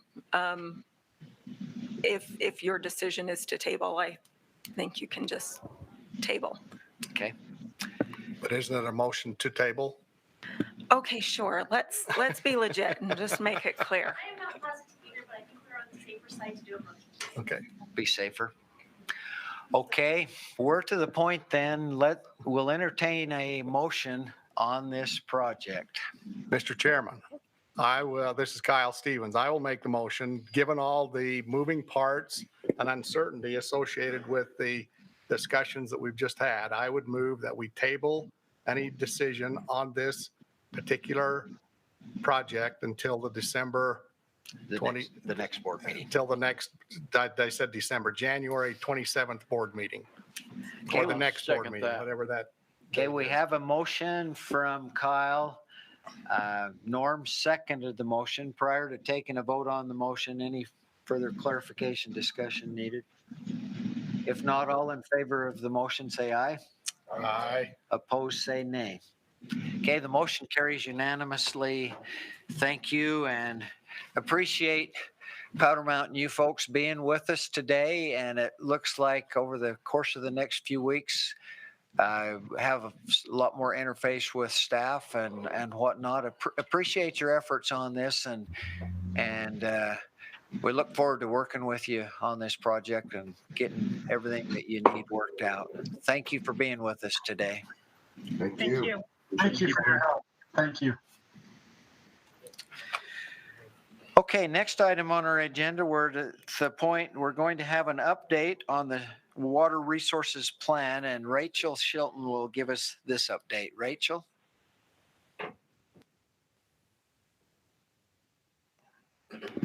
I got it right this time. Mr. Chairman, members of the board, thank you for entertaining us. I wanted to give you an update or just a status report on the 2021 Water Resources Plan. It was issued for public comment September 29th, was open for 45 days, and the comment period closed on November 15th. We did receive a number of comments from the public. The general consensus was they did like the format of the plan. They loved how it looked, and they liked the tone of the plan that was presented. Many of the public did not like our survey for submitting comments on the plan, but it met our intention and our design. So it did work for us, but we are taking that into consideration for further public comment periods. We received 274 comments on the plan, and 111 of those comments were specific to the plan. The other comments were general in nature. We are responding to the comments, and we are responding to them by category or topic, so not individual comments. The comment responses will be posted online. It will be Appendix I to the 2021 Water Resources Plan, and it will only be available online, so people will have to go there to see those. But they will see each of the comments and the division's response to those comments. We expect that the 2021 Water Resources Plan will be published in a limited print run by the end, it will be published and ready for review by the public online by the end of the year. Into January or February, we will have a small run of hard copies of the plan that will be available. I think that's it. So do I have any questions from the board members? Board members, any questions for Rachel? Appreciate you and your staff's work on that. That's been a big project, hasn't it? It has been. We're excited about it. We're excited about the new direction and just kind of how we plan to update it in the future. Nice to have it to this point. Randy Staker, were any public comments received on this? No. Okay. I'd like to hear Randy say one time, yes, there was comments. Thank you, members of the board. Okay, thank you. Next item on our agenda will be a Lake Powell Pipeline Report. Joel Williams will give us that. Joel? Thank you. Lindsay, are you able to help get the presentation up? Looks like Shalane had to step out for a second. There we go. Thank you so much, Lindsay. Happy to present and give you the board an update. As I've mentioned previously, things are moving a little bit more slowly as we work with Bureau of Reclamation. They are updating some of their modeling on the Colorado River, and they're also still working on sections of the supplemental draft environmental impact statement, the SDEIS as we're calling it, and looking to them for an updated timeline at some point here when they feel like they've got a handle on the changes that will need to be made, coming out with that. But for now, we don't have a fixed timeline, and so we're continuing to work, providing information to the federal agencies as they continue to study this and prepare for that next public review period to come out. Some of the things that we are working on probably are highlighted in the next slide there. It's the water right change application. We expect at some point here in the coming weeks and months a decision from the state engineer on their change application, and we will update you when we hear of a decision there. We are continuing our coordination, working with the basin states on questions and discussions happening around the Colorado River and that shared resource. We continue to work on public education and outreach.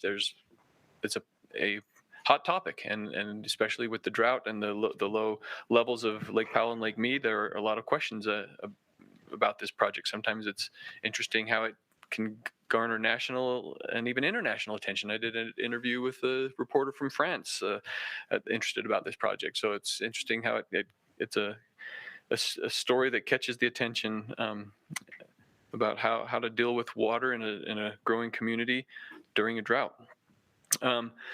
We are also working with the Army Corps of Engineers, and we'll be working with the state of Utah for a 401 water quality certification. Fish and Wildlife Service, that will be its own process, but kind of tied to the timeline of the environmental impact statement. And then once the NEPA process is complete, then the Bureau of Reclamation would look to finalize their Section 14 agreement to be able to take water from Lake Powell. So those are some of the things that are in process. If you could click to the next slide, please, Lindsay. The timeline, some of the next steps, once the supplemental draft comes out, that'll go through a public comment period. Those comments will be addressed and be incorporated into a final environmental impact statement. Following that, we would anticipate a record of decision. And then at that point, we would move into a final design and financing plan phase. Looking at probably a couple of years to do a final design, and then a construction period following that, which would be at least 6 years. And so if you add all that up, you can see that we're probably at least a decade out on this timeline of this project as we understand things now, and we'll keep you updated as things progress. The next slide would just be an update for the contracts that are in place, and due to things moving a little bit more slowly now, the balances in these contracts look good. The contract with Stantec to do the preliminary engineering and environmental work will go through the end of next year, and so there will come a point next year where we would need to come back to the board to talk about a needed extension for time. And then Bureau of Reclamation and Bureau of Land Management, those cost recovery agreements that we have with those agencies, again, there's a good balance there now, but there will come a point as the work picks up and they get into this supplemental draft that those agencies will need some additional money from us to keep going on their work. So, but for now, things are okay, and we'll keep you updated there. The last slide is just if you have any further questions. Thank you, Joel. Board members, any questions for Joel on this? Keeps moving along. Thanks, Joel. Next item on the agenda will be a water banking report. So we'll have an update from Emily Lewis, and then there are some applications and guidelines that Jacqueline has also. So if Emily and Jacqueline. Oh, yeah. Were there any public comments on the Lake Powell pipeline, Randy? I'm sorry. No, there weren't. Okay. Thank you, Randy. Didn't mean to exclude you. Thank you. Okay, Emily. Such a buildup. Hello, board. Nice to see you. This is just a brief update on our water banking project. In our October meeting, we had a pretty extensive meeting going over general progress of the project, but more particularly where we were on the Price Water Bank, which is one of our 3 pilot applications. A brief update on general pilot project progress. We continue to move ahead with the Price Water Bank. We'll be having 1 fewer participant in the bank than we indicated in October. Price River Water Users Association has chosen to wait and see how things go once the bank gets going, and may participate at a later date. But we are moving ahead with Carbon Canal Company, Division of Wildlife Resources, Trout Unlimited, and the Nature Conservancy. And we think that will work just fine for a bank as well. We intend to submit to the board our first water bank application for a contract water bank within the week. Once we have our application form submitted or approved, we will be submitting to you as the board our first formal application probably sometime Monday or Tuesday of next week, in hopes to notice that in time pursuant to the statutes and ask for approval at the board's January meeting at the end of January. Just real quickly too, on the other two pilot projects, even though Cache County is not going to officially be a water bank under the Act, we are very close to finalizing our contract. I anticipate that happening by the end of December. And we're also making very, very good progress in the Snyderville Basin, working through what a statutory bank might look like in that area. And then just one other element, we're also making progress in our public outreach efforts. We have an interactive thing we're calling the water widget at the moment.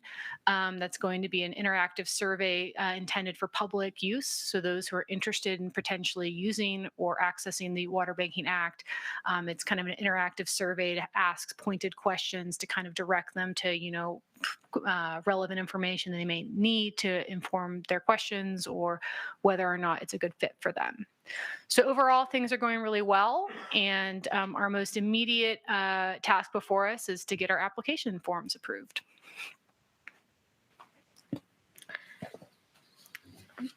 In your board book, you should have a report summary for contract water banks. I won't go through it in detail, but I'll just go over it briefly. So we provided some background on the Act, and then at the last meeting, there was a question whether the division could act on behalf of the board because the Act says board. So we will also be asking the board to make a motion that says that they direct the Division of Water Resources to act on the board's behalf. And you also have 3 documents. We will only be asking for approval for 2 of them because one of them is a public document that's supposed to help interested applicants in walking them through the process. And in the application, it's a 4-page document, and we included some of those requests, which include but are not limited to adding the date approved box, adding wording that says that the board directs the division to perform this completeness review, as well as the signature for the board member that says that you're directing the Division of Water Resources to conduct a completeness review and prepare a water bank report. And we also added a box that says approved or denied. And then we also added more information to the contract guideline, the contract water bank program guidelines. So the 2 recommendations are that the staff recommends that the board authorize and direct the Division of Water Resources to receive, date, determine completeness, and post notice of contract water bank applications in accordance to Utah Code 73-31-303. And staff also recommends that the board adopt the application and guidelines for contract water banks as written. Thank you. Board questions. I guess I have a question for Norm. Your signature is gonna appear on the first one next week. That's in your area. So you understand, Norm, I guess, what it is you're signing on that application. And good. You're basically signing saying, yes, you authorize the staff to review it for completeness, to go ahead and review it. And so it sounds like they'll be in a hurry for your signature next week, Norm. Okay, board members, any questions for Emily or Jacqueline on this? I personally want to express my appreciation. I know last board meeting, we had a lot of questions, a lot of things that we thought maybe slight improvements on the forms and stuff. Appreciate your efforts on that. It looks good to me. I appreciate the efforts. And Nathan, you got your head back there, but thank you, Nathan, too. Nathan's been involved too, so. And I believe in the pre-board meeting, we did note 2 typos that we're going to correct for our formal documents. Yes, there are. And the first one on a formal document, Charles, it was in the contract water bank program guidelines, paragraph 7. It says applicants rather than applications. The other one was it's not one that will be approved by a motion today. It's just the process that'll go to the public. And that was in 2B, make it rather than Division of Water Resource, just add an S, Water Resources. So there were two minor typos that in the briefing meeting we did note. But any questions from the board for Emily or Jacqueline? I got a question for Randy. Any public comments received on this? No. Randy says no public comments were received on this. Okay, with that, then we'll entertain two different motions. We have two different motions that we need to entertain on. So entertain a motion first on the one where the board will authorize the water resources to conduct the completeness determination. Do we have a motion on that? Mr. Chairman, Kyle Stevens, I'll make the motion that the board authorize and direct the Division of Water Resources to receive, date, determine completeness, and post notice of contract water bank applications in accordance with Utah Code 73-31-303. Okay, we have a motion. Do we have a second on the motion? Mr. Chairman, I second the motion. Okay, Charles seconds the motion. Prior to voting on the motion, any clarification, further discussion from the board on it? Okay, all in favor say aye. Aye. Any opposed say nay. Okay, motion carries unanimously on that motion. Okay, now we need a motion on adopting the application and guidelines for contract water banks as written. Mr. Chairman, again, Kyle Stevens, I'll make that motion that the board adopt the application and guidelines for contract water banks, and rather than as written, as discussed, because we have discussed changes to the written document that we received. So as discussed. With the correction to the one word in the document. Okay, we have a motion. Do we have a second on the motion? I'll second that. Okay, Norman second the motion. Prior to voting on it, any discussion, clarification needed? Okay, all in favor say aye. Aye. Opposed say nay. Okay, motion carries unanimously, so ready to go to work. Thank you guys for your very conscientious and very thorough review. It's been very helpful. Thank you. Okay, next item on the agenda will be an Arpa secondary meter grant guidelines. Joel?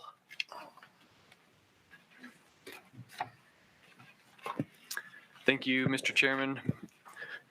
So the guidelines that we have presented to you cover things to think about as we anticipate this grant money coming from the Arpa, American Rescue Plan Act, coming to the state legislature and being appropriated to you as a board to issue to applicants. So the proposed cost share would be 75% grant and 25% applicant funds. The guidelines allow for that, the 25% cost share to be through a loan from the board if necessary, and that could be done through a separate application. There is a measure to ensure that no one entity can receive all of the funds, and hopefully allow those to be dispersed over a larger group. I won't necessarily go through and read each of the guidelines or the priority ranking, but if there are any questions from the board or changes, we can entertain those. The recommendation that we're looking for today, or the motion would be if the staff recommends the board adopt these guidelines, so that we can proceed then to produce an application form that we will bring to you at the January meeting. We will give it to you weeks before that, so you'll have time to review it, and then look for a motion on that in the January meeting. And the other thing I realize we'll need to strategize about is the 45-day window, if the board has recommendations on when we want to try to set that, because the sooner we can notify potential applicants, the better for them to be able to prepare for that.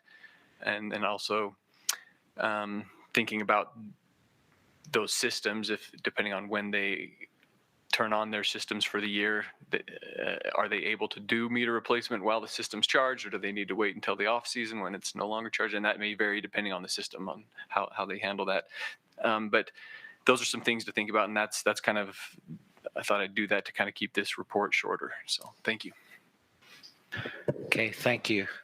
Questions for Joel? We did discuss this a bit in the briefing meeting, and it was brought up that this is guidelines and that they may change as time goes along and that type of thing. We had other various questions, but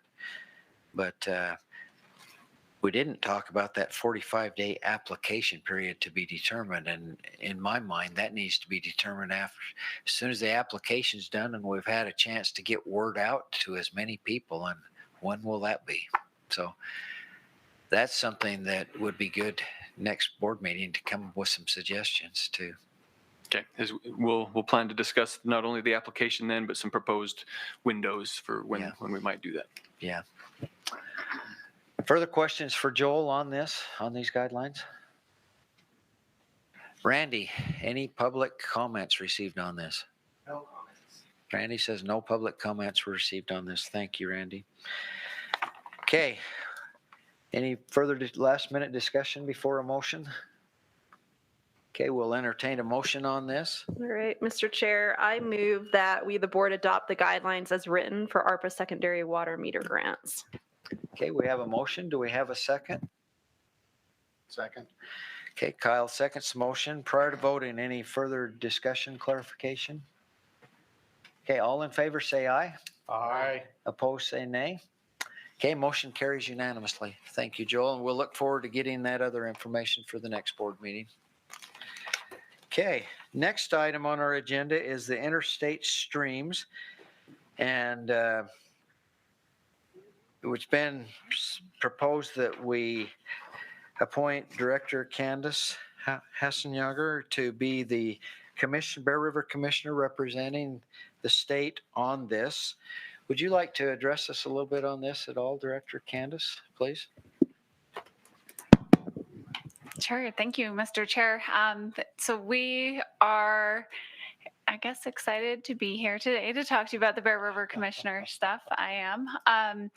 So we've had great representation by our current commissioner, Todd Adams, and we've been in discussions with the executive director, Brian Steed, as well as the state engineer, Teresa Wilhelmsen, on kind of the next stage of who the Bear River Commissioner for the state should be. We currently have two other commissioners, Charles Holmgren, Commissioner Holmgren, and Commissioner Blair Francis currently that also represent Utah. And then there's also two alternate commissioners that are landowners in the area as well. So yeah, we're just excited and had discussions, and it was decided that the Director of Water Resources would remain the Bear River Commissioner if you guys approve it. Thank you. Historically, the commissioner for the Bear River has been the director of the Division of Water Resources, and I was involved in some discussions over the past short while regarding, and I feel comfortable with it. Part of the discussions that in a meeting set in, was it last Thursday, Wednesday or Thursday? Thursday. I think it was Thursday. It was discussed that regardless of who the commissioner is, that communications and there are a lot of really important interstate issues right now. We're at some critical crossroads perhaps, and that communication lines are open among those who can have good positive input, and the discussions I thought were very good, and that Candace, if the board votes to approve our director as the commissioner, that she would keep the communication lines open between our current state engineer, water rights folks, the other commissioners, the water users, and you know, as I've thought about it too, you know, it wasn't specifically mentioned in those meetings, but I guess I personally would feel comfortable or amiss if we didn't include our current for the next 5-minute commissioner in that too, Director Todd Adams. I think that with his expertise and all that, I would hope that we would continue to involve him, and he has a great knowledge base and a wealth of knowledge, and he's still in Department of Natural Resources, and that was, Todd isn't one of the ones we specifically talked about last week, but I guess the more I've thought about it, I would just feel comfortable if you can make sure Todd is included in that as well. I would feel good about that, and that But I feel very comfortable having Candace. Personally, I was involved in the process behind the scenes and feel good about Candace and the representation that she can have. And there are some critical issues coming down the pike. I don't know, Charles was involved where he's been on the commissioner and on the board. Charles was in some of the same meetings I was in. Charles, do you have anything you'd like to add? Only I appreciate all the interest in the position of the state representative to the Bear River Commission, and that what has already been said, just say amen to that. We need a little more communication with both the regional engineer, the state engineer, the Bear River Commission engineer manager, and with Todd Adams' previous experience, since he did grow up in the Bear River Basin too, that and with his position in the Division of Natural Resources, it would be appreciated to have him participate as much as he'd like to. But anyway, it's something that, just as the chairman says, as our lives get more involved with water, that our communication needs to be improved some along those lines. So. Okay, thank you, Charles. Okay, board members, any questions that you might have for Director Candace on this, or any discussion you want to have before we proceed further? Okay. Randy, any public comments received on this? Yeah, there was one anonymous comment that the treasurer for the Bear River Commission is really awesome. I'll say amen to that. And Randy, who would the treasurer be? That's Randy Staker. Completely anonymous. Thank you, Randy. Appreciate that. Okay, well, with that in mind, I guess I would like to just say I'm excited to have Candace serve as the commissioner, and I appreciate Todd. Todd just walked in. I appreciate your service, Todd. And you know, these interstate commissions, Wendy's working on the Colorado River right now. They're all so important right now. And a lot of Utah's future is involved in these interstate things. And whatever resources we can tap into, you know, we're all in this together. And I appreciate everybody's efforts in these. And whatever resources we can tap into, I would hope we would. And appreciate everybody's efforts on all these different things. So with that, I will entertain a motion on appointing Director Candace to the Bear River Commissioner. Mr. Chairman, I would like to make that motion. And before I do that, I want to apologize to Randy Staker, because if we don't recognize him, none of us gets paid. So, so that's what's important. Anyway, it would be my privilege that I nominate Director Candace Hassenjager to act as the board's representative on the Bear River Commission, subject to the approval of the Director of Natural Resources and the Governor. Okay, we have a motion. Do we have a second on the motion? I'll second it. Okay, Jim, prior to voting, any further discussion on it? Okay, all in favor, say aye. Aye. Opposed, say nay. Okay, it's been unanimous. Congratulations, yet a new title now. Kind of exciting, isn't it? Lots to learn and do, and lots of exciting opportunities coming down the pike. So, okay, next item on the agenda deals with a very similar topic. It deals with the Upper Colorado River Alternate Commissioner, and Director Candace, would you like to update us a little bit on this issue? Sure. So once Todd Adams moved to the department, the alternate commissioner spot became available, and it was recommended by Jean and Brian, so Commissioner Shawcroft and Executive Director Steed, that I should be appointed as the alternate, the Upper Colorado River alternate commissioner. And Governor Cox has done so through a letter to UCRC, Upper Colorado River Commission. And so, yeah, you'd just be ratifying that. Okay. Okay, any questions on this agenda item?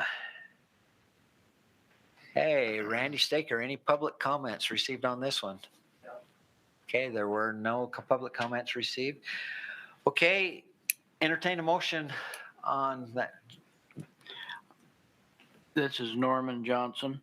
I would move that the board ratify Governor Cox's appointment of Director Candace Hasenegger as the alternate commissioner to the Upper Colorado River Commission. Okay, we have a motion. Do we have a second on the motion? I'll second it. Okay, Jim seconds the motion. Prior to voting on it, any discussion, clarification on the motion? Okay, all in favor, say aye. Aye. Opposed, say nay. Okay, the motion passes unanimously. Congratulations, you had another title. Today's been a busy day. Well, congratulations. I'm sure you'll do well on that, and you'll work well with Wendy on that, and Jean, and Best friends. and the rest. So exciting times. Okay, the next item on our agenda is Director's Report. Yes, and I just got word that we did have a public comment on the Arpa guidelines. So I want to make sure to read that. So on the Arpa secondary meter grant guidelines. Okay. And this is from Rick Smith from Davis and Weber Counties Canal Company. And the comment is, we are grateful for the ARPA funds are being considered for secondary water meters. We would prefer 100% grant since the secondary water companies will have the long-term cost of operation and maintenance and future replacement of said meters. The grant applications will also require entities to expend monies to create estimates and project scopes with a professional engineering signing off on the project scope. Most secondary water providers do not have matching funds due to the tight margins and trying to keep the cost of secondary water comparable to or less than culinary rates. The secondary water meter grant program that has a 15% match, so there would be some confusion. I think he's referring to the current grant funds, the $2 million that has a 50% cost share. It's our loans. Oh, he's referring to the still has, he says grant program though. I know. Okay, loan program, sorry. The state secondary water meter, we're assuming loan program, has a 15% match, so there may be some confusion, obviously, if you have two different match percentages. 15% from the state and ARPA being 25. The other challenge is to physically install 50 million worth of meters by December 2026. We have done 2 large metering projects in the last 6 years, and the maximum we've been able to install in a 2-year time period was 700 meters at that cost of approximately $2,000 per meter installation. That is about 1.4 million. Cost may be higher now. Both supply chain concerns as well as labor shortage pressures will create challenges. Thank you for the opportunity to provide these comments. So I don't know if we need to go back and. Well, I was going to say, so I made a mistake. It's up to me to turn off the comment period when it ends, and it's supposed to end at 9 when the meeting starts at 10.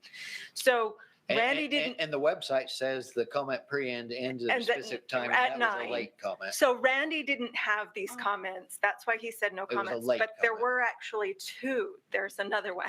So if you don't mind, I'll read that one in as well. It's similar. It says, thank you for considering ARPA funds for secondary water meters. We have a concern about the funding percentages of the grants. We would prefer 100% grants because entities will have long-term cost of operation, maintenance, and future replacement of the meters once they are installed. The grant applications will also require entities to expend monies to create estimates and project scopes.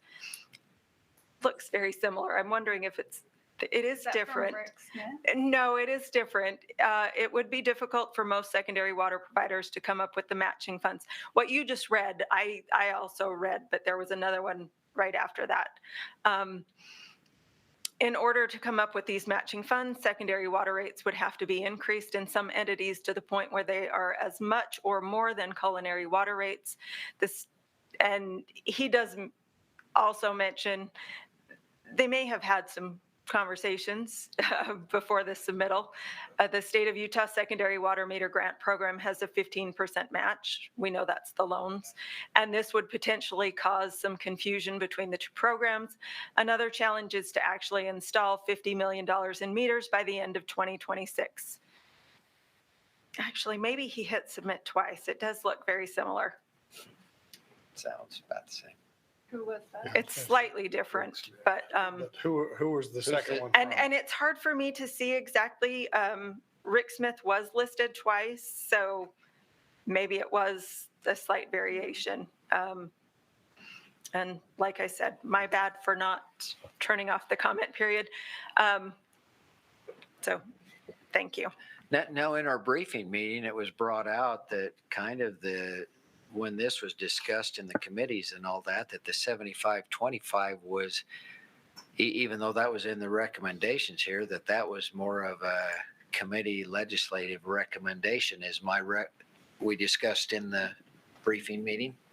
Yes, Mr. Chair. The Executive Director of Natural Resources, Brian Steed, as well as Executive Director Kim Shelley from Department of Environmental Quality, and the Commissioner of Agriculture, Craig Butters, from the Utah Department of Agriculture and Food. These titles are so long and fun.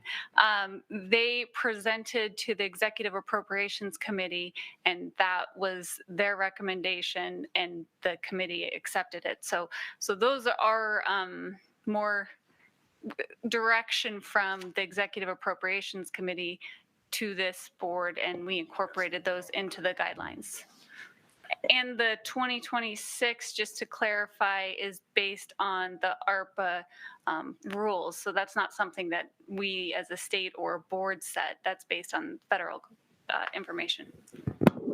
Just a comment, perhaps for clarification, that's the type of response that needs to go back to Rick Smith, that it's not the ultimate decision of the Board of Water Resources to do that, but that direction came from the Legislative Executive Appropriations Committee and such, just so that they understand those were directions that were given to us that we need to comply with. Well, yeah, Joel, go ahead.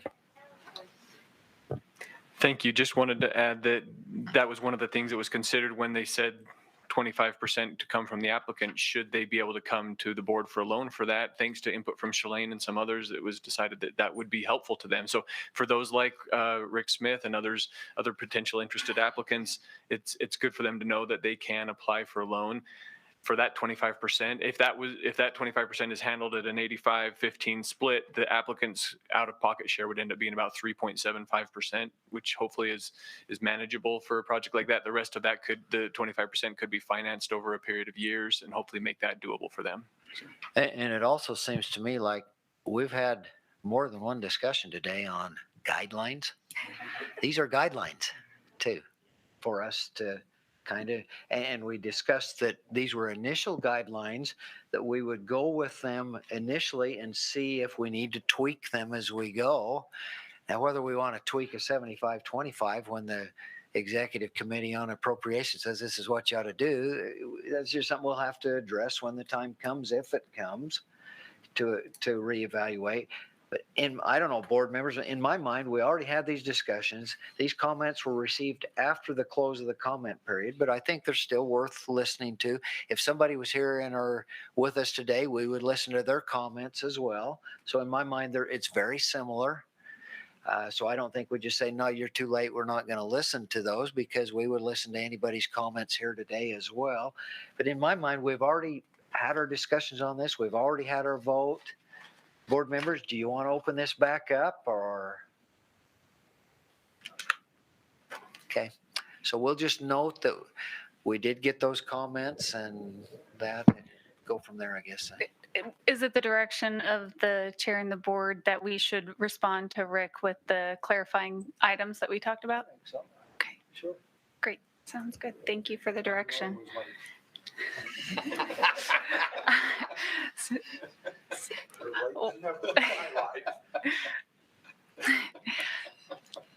Okay, awesome. Okay, well, so for my director's report, and I know we have the board luncheon that we need to get to, so I'll try to shrink this down a little bit, but man, wow, it's December already. It's crazy. And first off, I just wanted to share a bunch of appreciation and gratitude for the board and the time that you all spend serving on this board and working with us and our team. And I'm just so grateful for our water resources team and all the work. As you can see, just I'm fortunate to spend my time with professionals and brilliant people that make us all better by being around them. So I'm really grateful for all the time our team puts into the board projects and everything presenting to the board. So there are 3 quick items I just wanted to, well, I guess 4 quick items I want to follow up with you. In 2021, the Utah legislature approved $270,000 for integrating land use and water planning. And just as a quick update, we were able to leverage an additional $30,000 of funds from the Great Lake Advisory Council to issue kind of a phase 1 of this project. That was completed on June 30th, and we developed through that contract developed a Utah specific assessment framework for community action and stakeholder outreach that's available on our website.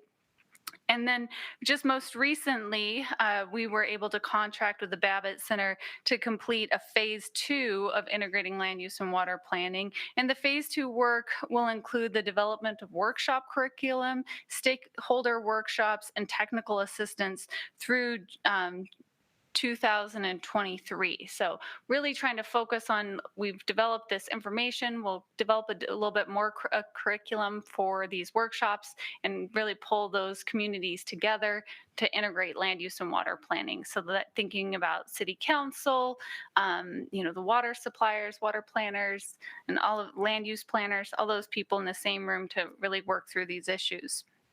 And then the other item I just wanted to chat briefly with you about is the Bear River Commission. And like most of the state, that was an extreme drought this year. It was a tough year on the Bear, and there was a request for a petition for interstate water delivery pursuant to the compact. So this is on tributary flows.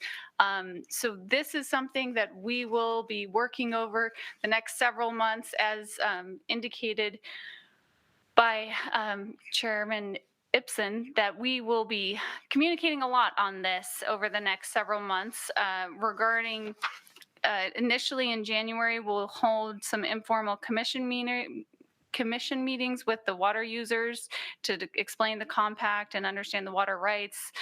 We'll work closely with them throughout the next several months. We'll have public hearings, and then likely in April at the next commission meeting, we'll adopt a delivery schedule and provide direction on water emergency declaration and the administration of.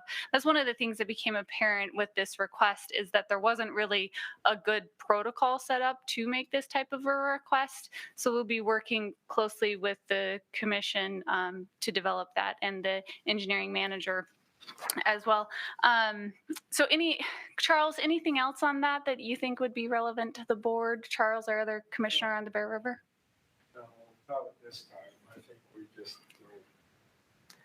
need to be aware of what's going on around us, and as we said earlier, let's get a little better communication from regional engineer primarily and the other states.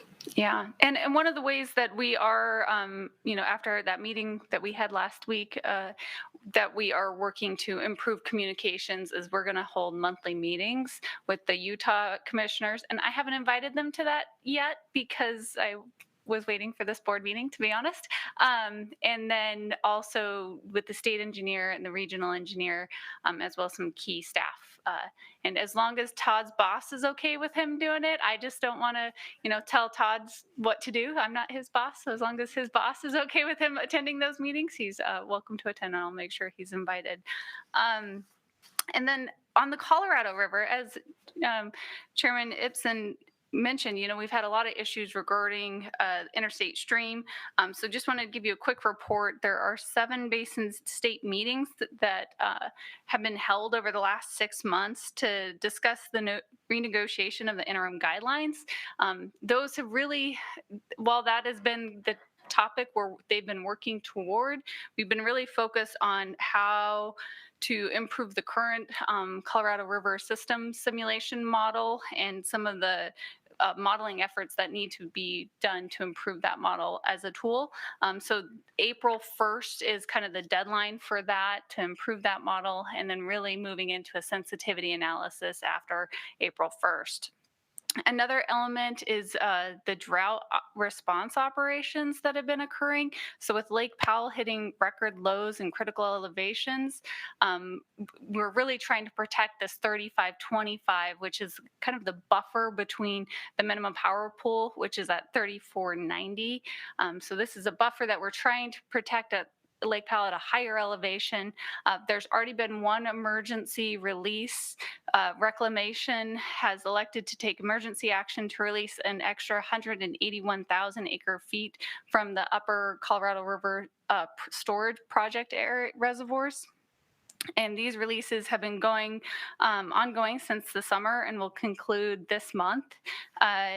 In addition, the 24-month study that Reclamation released in November projected Lake Powell to fall below the target elevations of 35-25 in March or April timeframe. So they're exploring another kind of emergency drought response action, but rather than taking water from upstream reservoirs, they are going to change the released patterns at Lake Powell. So they will reduce the releases during January and April and increase the releases from June to August. So it will all equal out. The same volume of water will be released. We're just changing the timing a little bit.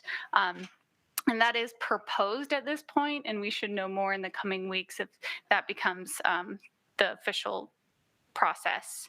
And the upper basin states are working collaboratively with stakeholders and Reclamation to develop a plan under the Drought Response Operations Agreement, and that should be expected this spring. So working toward that. And as far as demand management, the state is also investigating demand management as a potential tool for protection against drought and low reservoir conditions. So the concept of demand management is compensation of Colorado River water users for the voluntary and temporary reduction in water use. We've talked a lot about water banking over the last several years, especially with this board. And this is kind of a similar idea, but really focused on, saving Colorado River water. So currently, Water Resources has a contract with the University of Utah's Environmental Dispute Resolution to do a situation assessment on demand management. And this involves about 35 interviews that are focused, that are really trying to understand the lay of the land, where is there areas of mutual concern, where there are potential areas of conflict regarding demand management. So we expect that that'll be done this spring as well, and we'll make sure the board has a copy of that. And then finally, at 10 o'clock today, the governor had a press event at Antelope Island to showcase his budget. And in it, there was some pretty specific things regarding water. Obviously, we had a crazy year. And so I just wanted to give you a highlight of some of those. There's an estimated $200 million more dollars will come from Arpa funds to secondary water metering with the aim to increase water conservation. They've added $1.5 million to help incentivize homeowners to replace their potentially thirsty turf or grass with Waterwise Landscaping, and that is a one-time fund. And then there was also an additional, and I'm not sure what the details are in this, so I will look for more information. Water storage enhancement is $500,000. So we're not going to build a reservoir with $500,000. So we need additional information on what the goal is there, and we'll work with the we'll work closely with the governor's office to ensure what their intention was there. And then we also had another $45 million that was set aside for Great Salt Lake preservation. And once again, we'll work closely with the governor's office on that. So those were just some of the items that were in the governor's budget that you may be of interest. And I will end my director's report with that. So Merry Christmas. Thank you. Busy times. I'm assuming that on our agenda for next month that it will be legislative updates and things like that, and we're heading into the season when nothing is safe. So with legislation. So I would request that we add that to our agenda for next month. Yes, will do. On that. Okay, next item on the agenda, it's now time to have elections, reorganize the 2022 Board of Water Resource Officers. And I mentioned in the briefing meeting that I have really enjoyed the last couple of years serving as chair. It's been interesting times with COVID and everything, but it's time now to move on with new officers, new chair, new vice chair. And so we'll entertain motions for a chair for the Board of Water Resources for 2022. Jim? I would nominate and make the motion that Kyle Stevens be our chairman for this next year. Okay, we have a motion for Kyle made by Jim. Do we have a second on the motion? Second. Norm seconded the motion. Okay, before voting, any discussion on it? Okay, all in favor, say aye. Aye. All opposed, say nay. Okay, Kyle, congratulations. Thank you. Let's hope that it's not COVID next year, huh? Let's hope so, yeah. Okay, we also need a vice chair for next year. We'll entertain motions. Norm? I'll make a motion that Juliet Tennant be named as our vice chairman, as long as she tells us what vice is going to go on. I make that motion. Okay, we have a motion. Do we have a second on the motion? Second to the motion. Okay, Charles. For voting, any further discussion, clarification on the motion? Okay, all in favor, say aye. Aye. Opposed, say nay. Okay, congratulations, Juliet. Look forward to exciting times the next year. Okay, with that, even though I'm no longer chair, there's one item left on the agenda, and it's tonight. yeah, till midnight. So we need a motion to adjourn. So moved. Okay, Kyle makes motion to adjourn. Do we have a second on the motion? Norm seconded. All in favor, say aye. Aye. Okay, all opposed can stay here if they want to. This is my last time. Motion adjourned. Thanks, everyone.